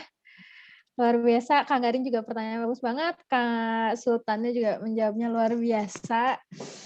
Jadi mungkin bisa jadi gambaran juga ya buat teman-teman badan eksekutif yang sekarang sedang menjabat, bagaimana cara mengelola organisasi, terlebih juga lagi pandemi seperti ini gitu. Ada gambaran juga dari pengurusan sebelumnya maupun apa yang sudah disampaikan oleh Kak Sultan. Baik, selanjutnya teman-teman yang lain mungkin ada yang ingin bertanya lagi? Ada? Iya, saya ingin bertanya. Boleh Kak Dinda. Ya, kenalin, saya Dinda dari pengurus BE. Kang mau bertanya, kan kita kan pasti pernah merasa jenuh gitu Kang, karena dengan berbagai tugas, ujian, lalu dengan organisasi dan kepanitiaan. Pasti ada masa-masanya ketika kita ngerasa, duh capek nih, atau kok kayak nggak ada motivasi gitu. Nah, itu gimana sih Kang caranya agar bisa tetap profesional gitu dengan tugas kita di masa-masa seperti itu? Terima kasih Kang. Kalau masa kayak gitu kayaknya udah nggak bisa profesional deh Pak. Mending istirahat bentar gitu. Saya juga kalau lagi suntuk juga bilang sorry ya saya nggak bisa datang rapat hari ini karena lagi suntuk gitu. Daripada saya datang rapat tapi nggak fokus, daripada buang-buang waktu teman-teman, mending saya izin gitu. Jadi saya bilang kalau saya lagi nggak bisa, saya bilang. Kalau lagi benar-benar nggak bisa diganggu gugat, saya bilang gitu. Karena kadang justru di organisasi itu kita terlatih untuk melatih untuk toleran gitu. Toleran bukan berarti soal agama ya. Toleran itu sama kondisi teman kita yang lain. Kadang kita lihat bahwa waduh nih orang sebenarnya masih banyak nih target yang harus dikejar, tapi kondisinya dia lagi tugas numpuk, ada masalah keluarga, kita harus tahu juga, oke kondisinya lagi nggak bisa gitu. Jadi justru organisasi ini harus bikin ekosistem yang terbuka dan membuat orang nyaman untuk berkeluh kesah dan cerita kalau dia lagi dalam kondisi tidak baik-baik saja gitu. Dan ada yang siap saling membackup satu sama lain. Jadi agar nantinya orang ini ketika cerita tuh tidak merasa dijudge bahwa lu alasan aja, lu bilang aja lu sebenarnya nggak bisa nyelesain target kan, nggak bisa megang tanggung jawab kan. Itu justru bahaya bagi ekosistem organisasi ya. Ketika Mas aku mohon maaf ya aku nggak bisa gitu, ini lagi banyak masalah keluarga. Oke, kamu sementara nggak apa-apa, kamu jangan ngurus BEM dulu, biar BEM-nya tak urus dulu sama Menkomu yang bertanggung jawab, sama aku butuh satu anakmu untuk nge-backup kamu gitu. Yang penting kamu tetap ada satu orang yang bisa nge-backup kamu, kita juga nge-backup dari atas. Kamu sekarang fokus ada sama apa yang lagi kamu jadi concernmu secara personal. Dan itu enak loh. Aku senang dengan orang-orang yang mau terbuka kayak gitu, bilang bahwa Mas nggak bisa lagi sulit gitu. Karena aku juga pribadi waktu COVID kemarin itu selalu nelponin PH-ku satu-satu. Tak teleponin kondisimu bagaimana, apa yang bisa kita bantu, karena kita nggak pengen bahwa kondisi ini kondisi sulit, kita dalam kondisi sulit ini bareng-bareng. Jangan biarkan seseorang kesulitan sendiri gitu, padahal dia punya organisasi yang seharusnya menaungi dia gitu, yang seharusnya bisa jadi penguat buat dia. Itu sih, jadi kalau aku pribadi silahkan terbuka, buat kultur organisasi yang terbuka, yang suportif, yang menaungi gitu, bukan justru yang memberi tekanan. Yang berlebih ke pengurusnya. Orang kita udah nggak dibayar, malah ditekan-tekan gitu, ngapain gitu. Itu Mbak. Terima kasih Kang. Iya betul juga sih ya, udah mah nggak dibayar, ditekan, aduh makin males itu. Jadi khawatir juga, betul. Oke teman-teman, ada lagi tidak yang ingin bertanya? Barangkali masih ada yang ingin penasaran, ada yang ingin ditanyakan ke Kak Sultan? Ada teman-teman?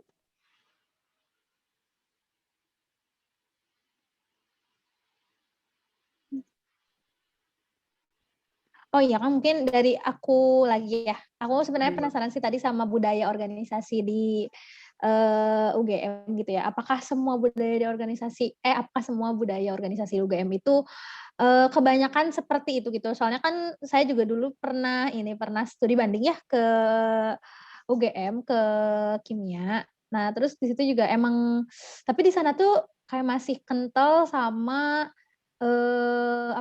senior gitu. Soalnya kalau tidak salah yang jadi badan evaluasinya aja itu namanya itu DPA. Nah, DPA-nya itu dari yang sebelumnya jadi ketua himpunan gitu, baru naik jadi ketua DPA, jadi dia jadi pengawas. Nah, kalau misalnya budaya organisasi yang sebenarnya di UGM itu semuanya hampir seperti itu atau enggak sih, Kang, gitu? Bisa dibilang masing-masing ini ya, masing-masing level tingkatan gitu. Kadang kalau himpunan tuh masih kental yang kayak gitu. Terutama himpunan yang di wilayah saintek, teknik, MIPA itu masih kental yang kayak gitu. Tapi kalau di daerah sosio humaniora itu nggak terlalu. Dan tiap fakultas itu bahkan punya budaya sendiri-sendiri gitu. Ada yang sifatnya egaliter itu lebih kayak dewan mahasiswa gitu, nggak ada ketuanya, tapi dewan divisi pol itu dewan. Kemudian ada yang santai banget di FIB, Fakultas Ilmu Budaya, itu budaya organisasi sangat santai gitu. Dan itu terbawa oleh budaya fakultasnya, karena budaya fakultasnya kita kuliah pakai oblong nggak apa-apa gitu, pakai sandal pun nggak apa-apa.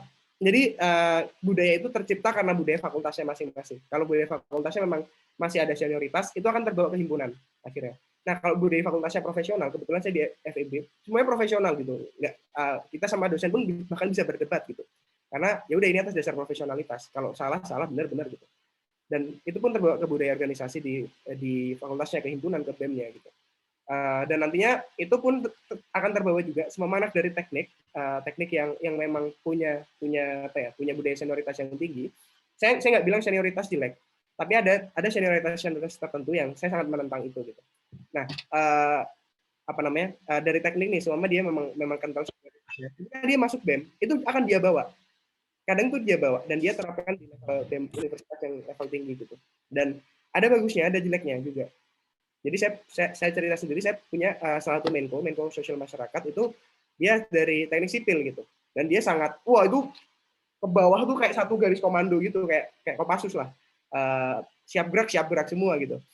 Nah, tapi dari sana akhirnya dia bisa membawa orang-orang ini, terutama dia membawa, karena kan sosmas ini capek ya, kerjanya capek, ke masyarakat harus disiplin gitu. Dia bisa menerapkan itu dengan baik dan sesuai kebutuhan gitu. Ternyata, jalan juga ya kalau diketatin kayak gini di sosial masyarakat yang kerjanya emang berat, yang butuh kedisiplinan, butuh fokus, butuh dedikasi.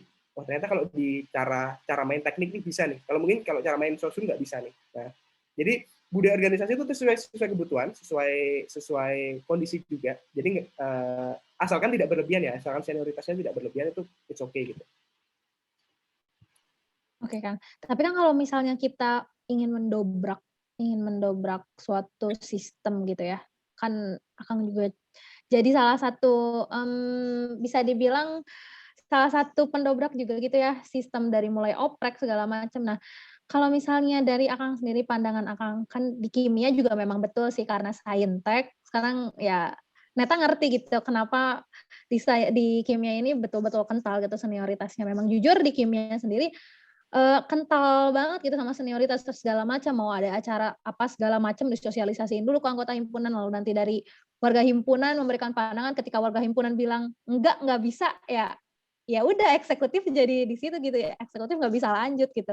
Nah, menurut Akang sendiri, pandangan Akang, budaya yang seperti itu, apakah ada celah apakah ada celah gitu, apakah ada cara untuk menjadi untuk mendobrak gitu sistem itu? Karena dulu, aku sendiri dengan, ada rekan aku yang sempat diskusi tentang hal ini dan kita ngerasa kita nggak ada power gitu. Kita ngerasa kok kita, kalau mau gerak pun kita nggak ada power, di belakang tuh kita berdua gitu. Akhirnya ya kita manut lagi gitu, ya udahlah sistem yang udah ada, ya udah kita masih belum bisa rubah itu. Nah, pandangan Akang kayak gimana sih Kang gitu kalau misalnya tentang hal itu?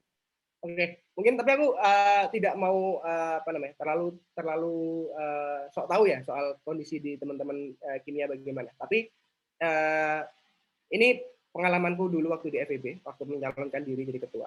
Jadi waktu itu saya bikin keributan sendiri gitu buat memulai perubahan itu. Karena orang-orang tidak punya atensi, saya bikin atensinya gitu, biar rame. Saya bikin atensinya, saya bikin keributan, nulis di Line. Dulu masih Line, nulis di Line. Bikin, ini kan konsep gagasanku barunya kayak gini. Ini akan sistemnya seperti ini, akan sistemnya ramai jadi omongan orang. Ketika semua orang tidak mau mendengarkan, tapi saya bikin keributan, orang-orang akan noleh, meskipun sebentar. Jadi prinsip itu yang aku pakai. Pertama dapetin atensi orang yang pertama. Entah lewat apapun, lewat tulisan, lewat snapgram lah, lewat broadcast WA kayak bapak-bapak, silahkan, asalkan dapat atensi orang pertama. Dan yang kedua, prosesnya adalah lewat rasionalitas. Tawarkan rasionalitas yang paling tepat. Karena setiap orang, karena mungkin rasionalitas teman-teman di manajemen akan berbeda dengan teman-teman di teknik, dengan teman-teman di kesehatan. Rasionalitasnya akan berbeda. Tawarkan rasionalitas yang sesuai dengan konteks lingkungannya. Kalau saya, rasionalitasnya adalah soal efektivitas, soal continuous improvement, soal peningkatan kualitas organisasi. Tapi mungkin kalau di teknik, rasionalitasnya adalah mungkin soal apa yang lain gitu, soal solidaritas, soal kedisiplinan gitu. Nah itu rasionalitas itu yang harus ditawarkan gitu. Kalau mungkin senioritas adalah atas dasar solidaritas, ada nggak sistem lain yang bisa menawarkan dengan solidaritas yang bisa lebih terjamin, tapi lebih baik daripada sistem senioritas gitu. Jadi solidaritasnya naik, tapi ini juga lebih enak nih, gitu, lebih egaliter, lebih dinamis, lebih adaptif juga sama kondisi gitu. Kalau ada rasionalitas itu, pasti benefitnya tetap sama kok. Kita tetap solid, kita tetap terjaga juga hubungan sama alumni, nggak masalah. Tapi sistemnya kita ubah nih kayak gini nih. Nah itu rasional tuh, tawarkan ke publik gitu. Itu pasti ada konflik. Jadi di teori change management itu akan ada selalu guncangan namanya. Ada guncangan. Jadi untuk naik semua dari sini nih, naik ke sini, itu pasti ada guncangan. Ini naik. Baru kita masuk ke kondisi baru, ke new status gitu. Di sana baru akan, dan itu tidak akan berubah sedemikian rupa. Waktu saya bawa sistem yang sangat baru di FEB, saya membubarkan satu departemen itu memusuhi saya gitu. Jadi satu departemen musuhin saya, tapi setelah di akhir saya tanya, gimana kemarin menyesal nggak kalau kemarin nggak jadi dibubarin gitu? Menyesal sih lebih enak sekarang gitu. Jadi saya nggak akan terlalu banyak menyajikan apapun, tapi lihat aja di akhir gitu. Kita lihat di akhir aja gimana jalannya. Jadi caranya adalah diam aja, nggak perlu banyak orang, nggak perlu banyak masa kayak mau demo gitu. Bikin sesuatu yang sifatnya menarik perhatian orang. Kedua adalah rasional, dan yang ketiga adalah hadapi resikonya. Dan hasilnya akan nyusul nih di akhir.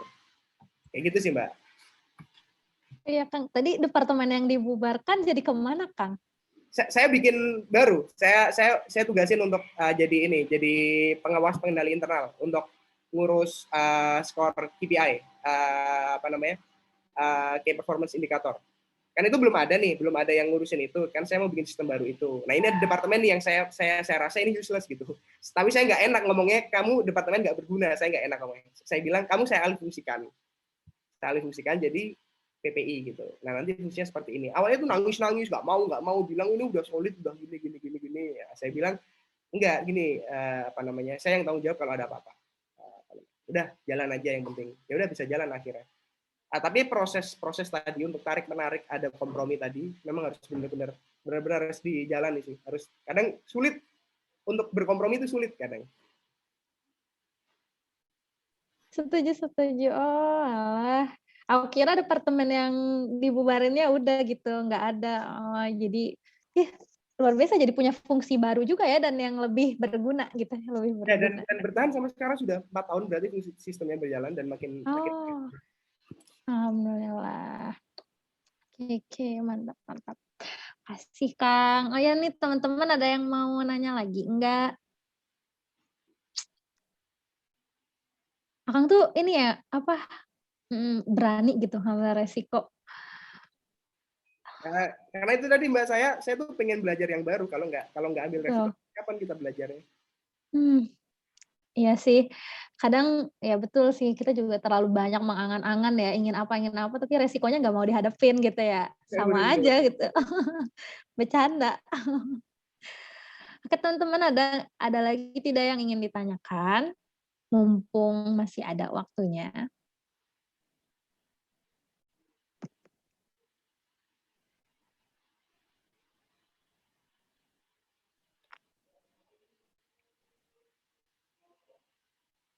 Halo teman-teman, aduh masih pada bangun nggak ya?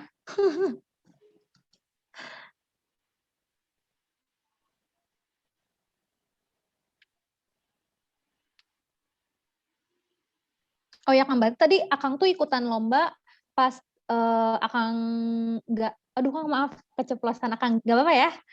Aku biasanya Akang Teteh, jadi keceplosan.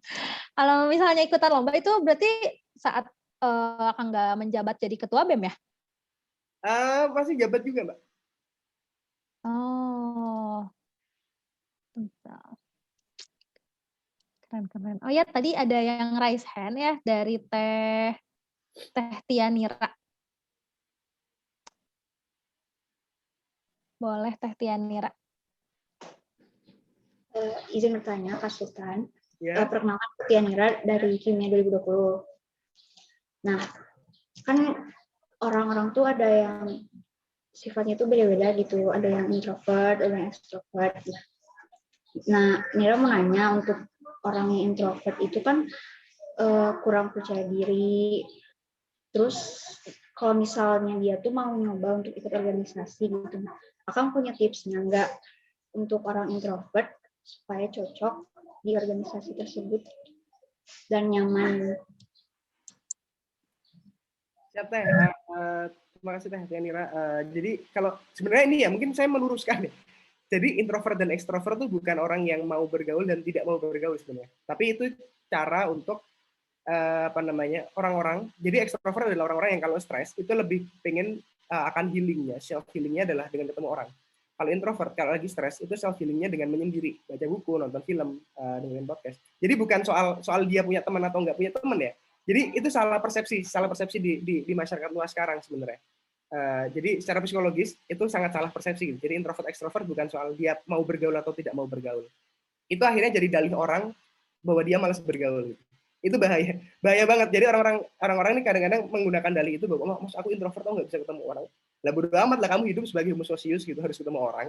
Masa iya nggak mau ketemu orang? Nah itu jadi aku meluruskan persepsi itu dulu ya. Tapi gini ya, justru orang-orang pendiam kadang tuh punya kinerja yang bagus. Karena aku sangat sering menemukan itu gitu. Daripada orang yang banyak ngomong. Ini ya jujur ya, aku senang sama orang-orang yang komunikatif, guyon dan lain sebagainya. Tapi aku lebih senang dengan orang-orang yang nggak banyak ngomong tapi kinerjanya bagus gitu. Tapi dia apa namanya? Tapi justru dengan nanti ketemu banyak orang. Aku pribadi jujur adalah orang yang tidak terlalu banyak berbicara ketika SMA. Tapi waktu sudah ada di organisasi, itu teman-teman akan merasakan bahwa berkomunikasi itu enak ternyata. Ngobrol tuh enak ternyata. Bercanda tuh enak ternyata.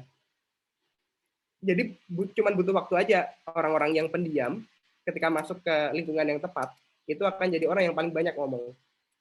Jadi tinggal tunggu waktunya aja. Jadi selamat lingkungan itu tepat ya, lingkungannya menerima dengan baik gitu, mau terbuka, mau sharing.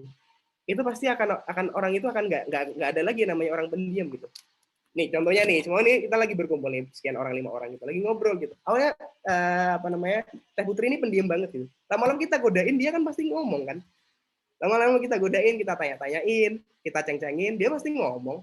Entar lama-lama kita udah akrab, udah enak, udah saling terbuka gitu. Jadi justru orang pendiam akan banyak omong pada waktunya ketika menemukan organisasi dan lingkungan yang tepat. Itu Teh.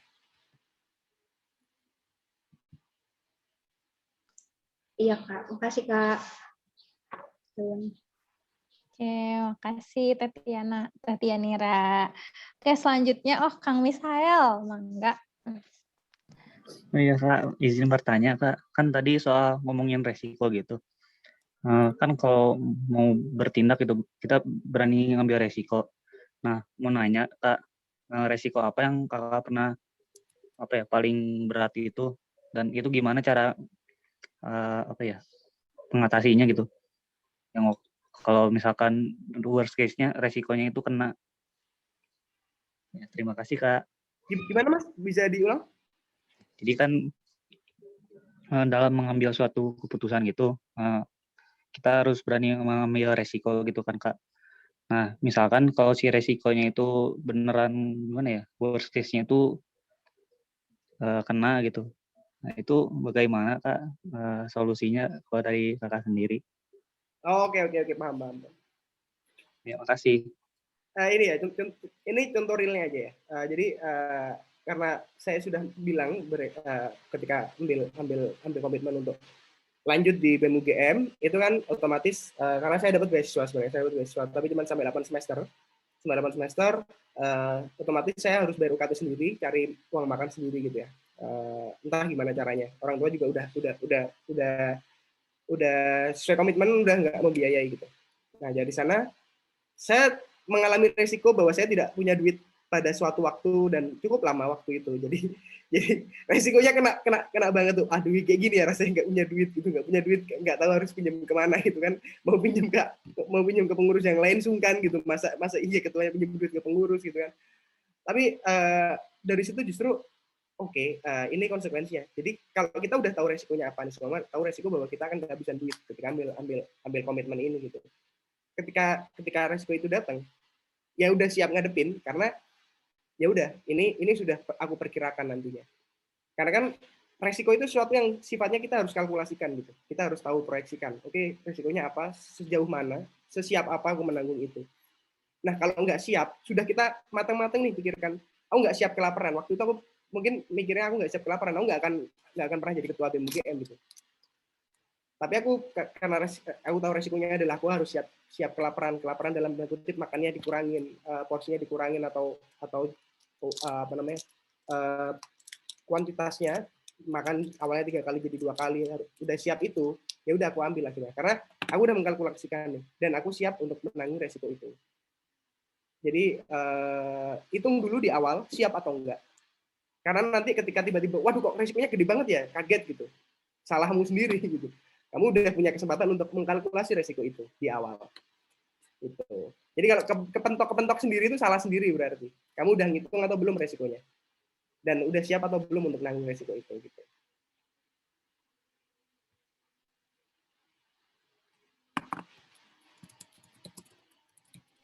Oke, gimana Kang Misael? Masih ada yang ingin ditanyakan? Iya, tidak. Terima kasih, Kak. Iya. Kayaknya Kang Misael sedang merencanakan sesuatu gitu, jadi dia takut kena gitu resiko. Resiko tuh kayak bayang-bayang kelam dan ternyata kejadian gitu. Kang Misael mau rencanain apa Kang Misael? Enggak ada. Oh Rahasia enggak. dong. Oh rahasia, ya udah. Terima kasih. Lancar Kang Misal dengan rencana-rencana ke depannya. Amin. Terima kasih, Kak. Oh iya, berarti sekarang Kak Sultan itu udah ini ya, udah beres ya kuliahnya? Belum, ini lagi nunggu sidang skripsi. Oh, lagi nunggu sidang. Sambil magang juga. Oh, mudah-mudahan dilancarkan. Amin. Oke. Oh iya teman-teman, masih ada yang ingin bertanya, masih ada yang ingin penasaran, mungkin mau kayak Kang Misael tadi, lagi ada perencanaan sesuatu. Boleh banget teman-teman buat yang ingin bertanya, boleh raise hand atau langsung on mic, boleh, mau di chat juga boleh.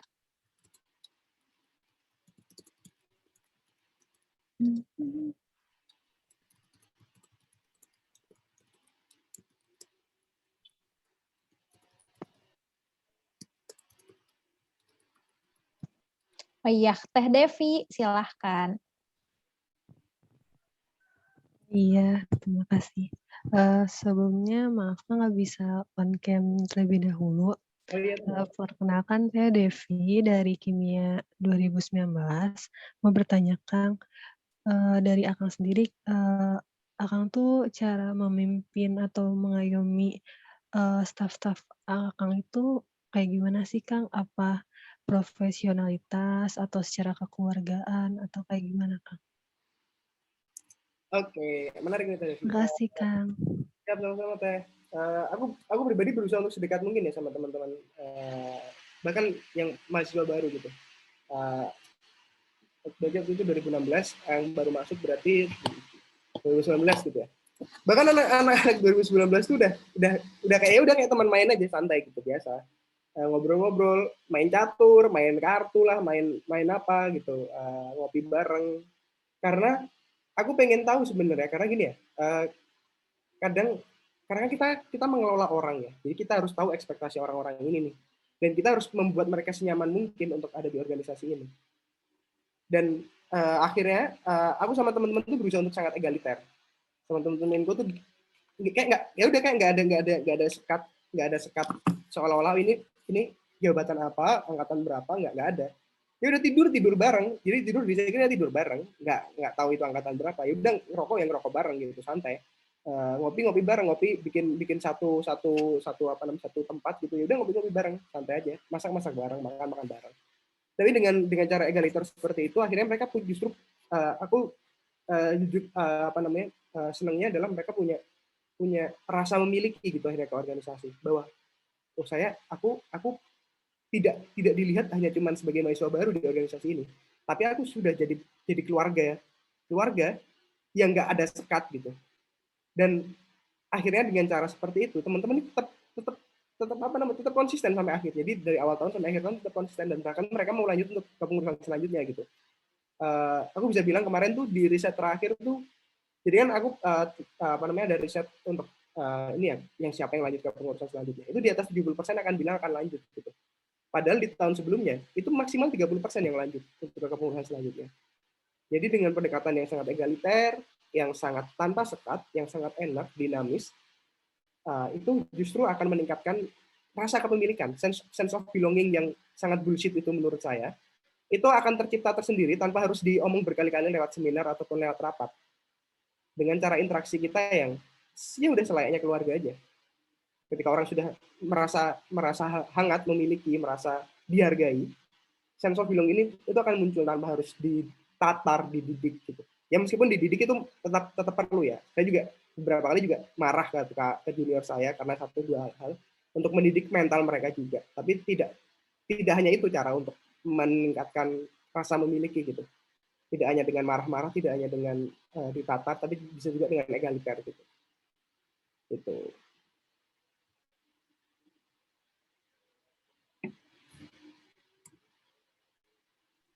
Oke, gitu Teh Devi. Ada yang ingin ditanggapi barangkali? Udah cukup kayaknya. Terima kasih, Kang. Iya. Teman-teman, waktunya sebentar lagi. Ada yang ingin ditanyakan? Ada yang masih ingin diskusi?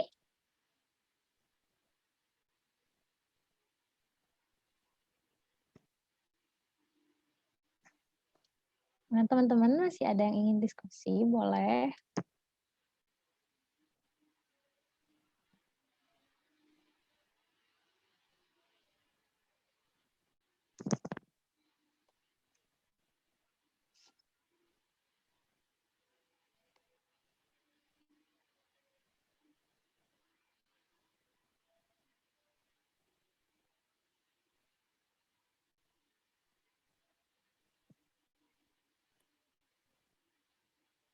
Halo teman-teman, apakah ada yang ingin didiskusikan lagi?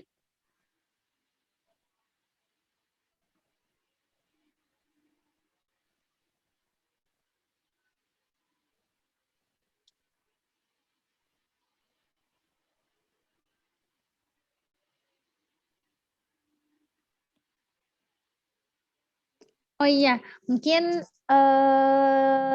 dari aku kali ya, terakhir sebelum kalau misalnya nggak ada lagi yang mau diskusi, menurut Kak Sultan, tipe pemimpin yang ideal itu seperti apa? Itu sih. Aduh, susah nih bingung.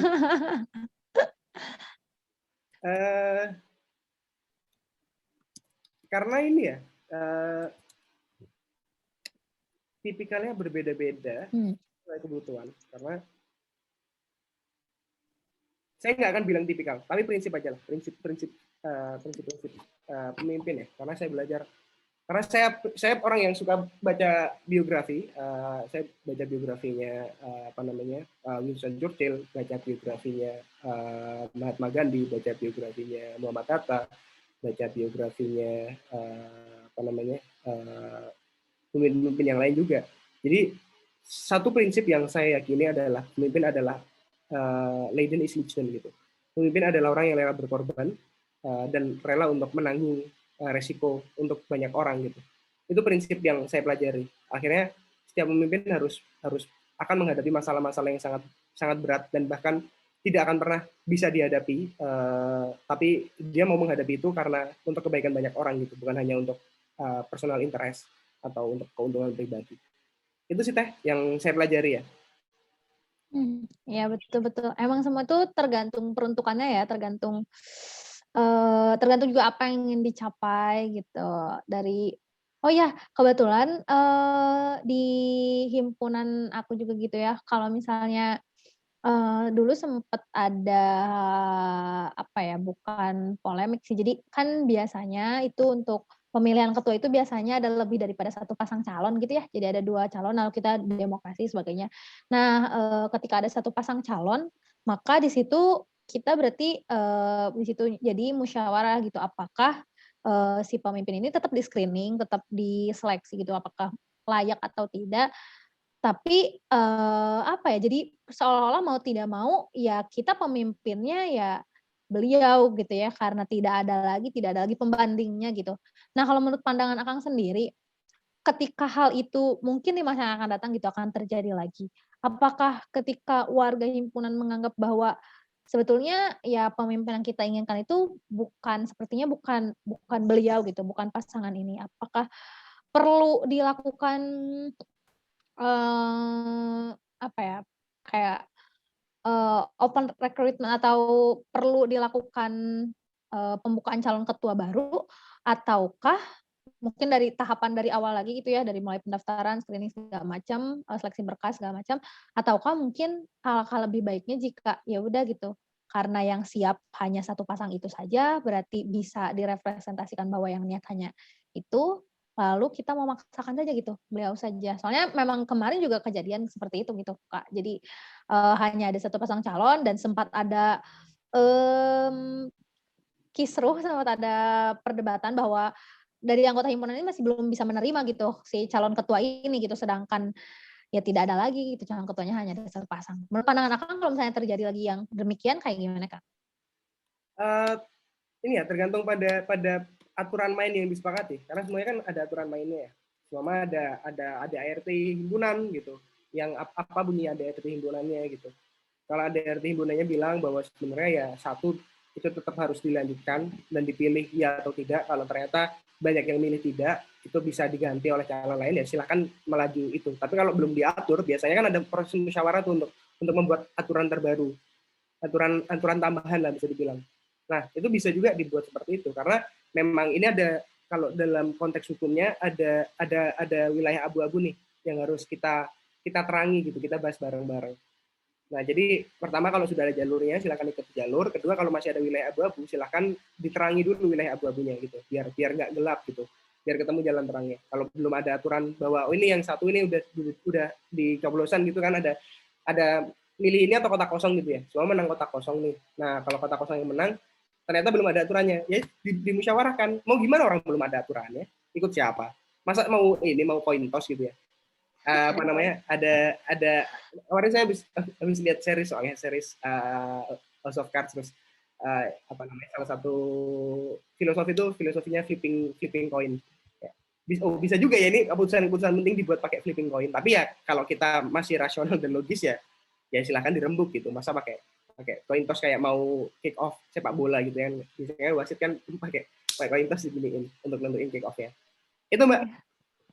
Oke, baik. Makasih Kak Sultan. Ke teman-teman terakhir nih, aku tanya lagi teman-teman, ada yang masih ingin ditanyakan atau tidak? Hitung sampai berapa ya? Hitung sampai 5.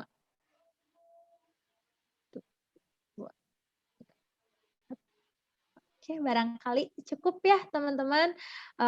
Terima kasih banyak kepada Kak Sultan, luar biasa banyak sekali ya ilmu yang bisa kita dapat, terutama bagi aku sendiri. Aku jadi banyak tahu, jadi lebih banyak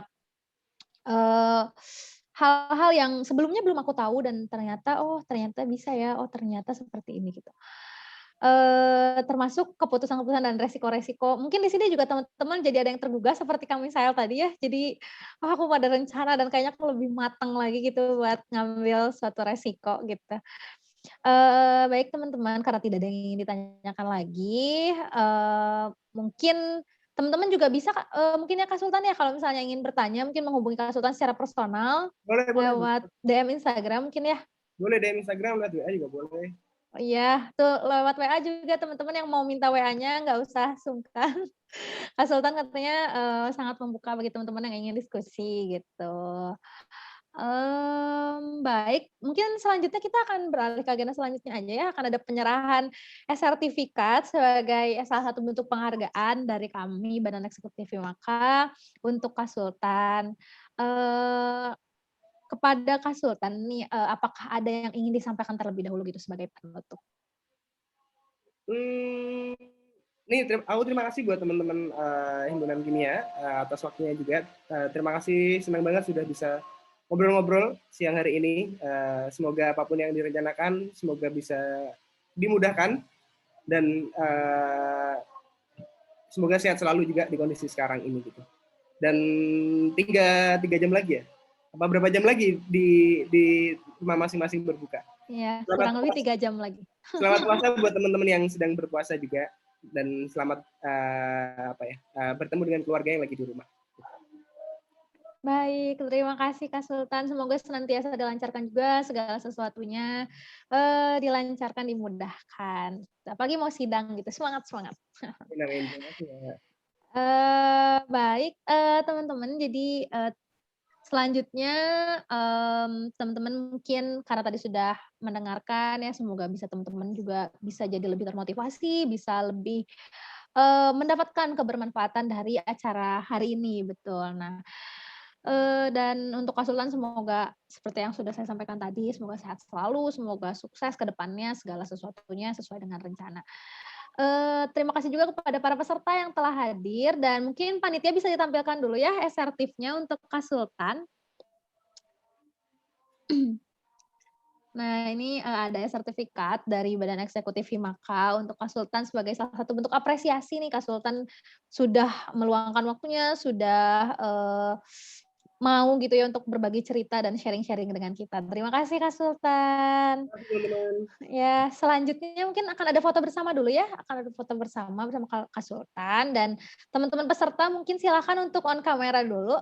Sekarang trennya ini kita fotonya seperti ini ya, nggak langsung. Dulu tuh biasanya kalau udah ada acara workshop atau talk show kayak gini pasti berembuk. Ya semuanya langsung ke depan gitu, langsung foto bareng. Sekarang nggak perlu, cukup on cam ya teman-teman. Oke, boleh semuanya yang belum on cam. Aku panggilinnya satu-satu. Teh Devi, ada Kang Misael, Teh Ayu, Teh Fani, dan semuanya boleh yang belum on cam kita foto bersama dulu. Dan buat panitia yang akan mengambil gambarnya ya dipersilahkan. Mungkin ada aba-aba dan atau sebagainya.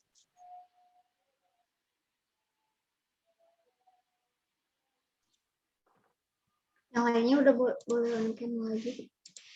Masih sedikit, nggak apa-apa ya.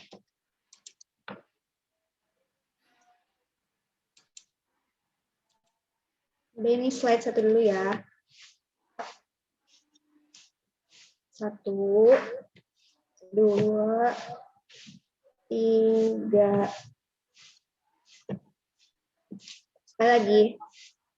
1, 2, 3. Slide kedua. 1, 2, 3. Udah. Oke, makasih panitia, makasih juga Kak Sultan. Aduh, makasih banyak apresiasi yang tinggi-tingginya untuk Kak Sultan, untuk para peserta semua di sini yang sudah ikut dalam acara pada hari ini, dan alhamdulillah rangkaian acara hari ini sudah selesai. Saya selaku MC meminta maaf jika ada kekurangan dan jika ada kata-kata yang kurang berkenan. Kepada teman-teman juga jangan lupa untuk mengisi link absen di bawah untuk mendapatkan SRTIF-nya ya. Jadi teman-teman jangan lupa untuk mengisi absennya. Acara saya tutup. Terima kasih banyak Kak Sultan. Terima kasih. Semoga tetap sehat, tetap semangat, dan Assalamualaikum warahmatullahi wabarakatuh. Terima kasih teman-teman. Izin live. Ya, dadah. Dadah semuanya. Dadah.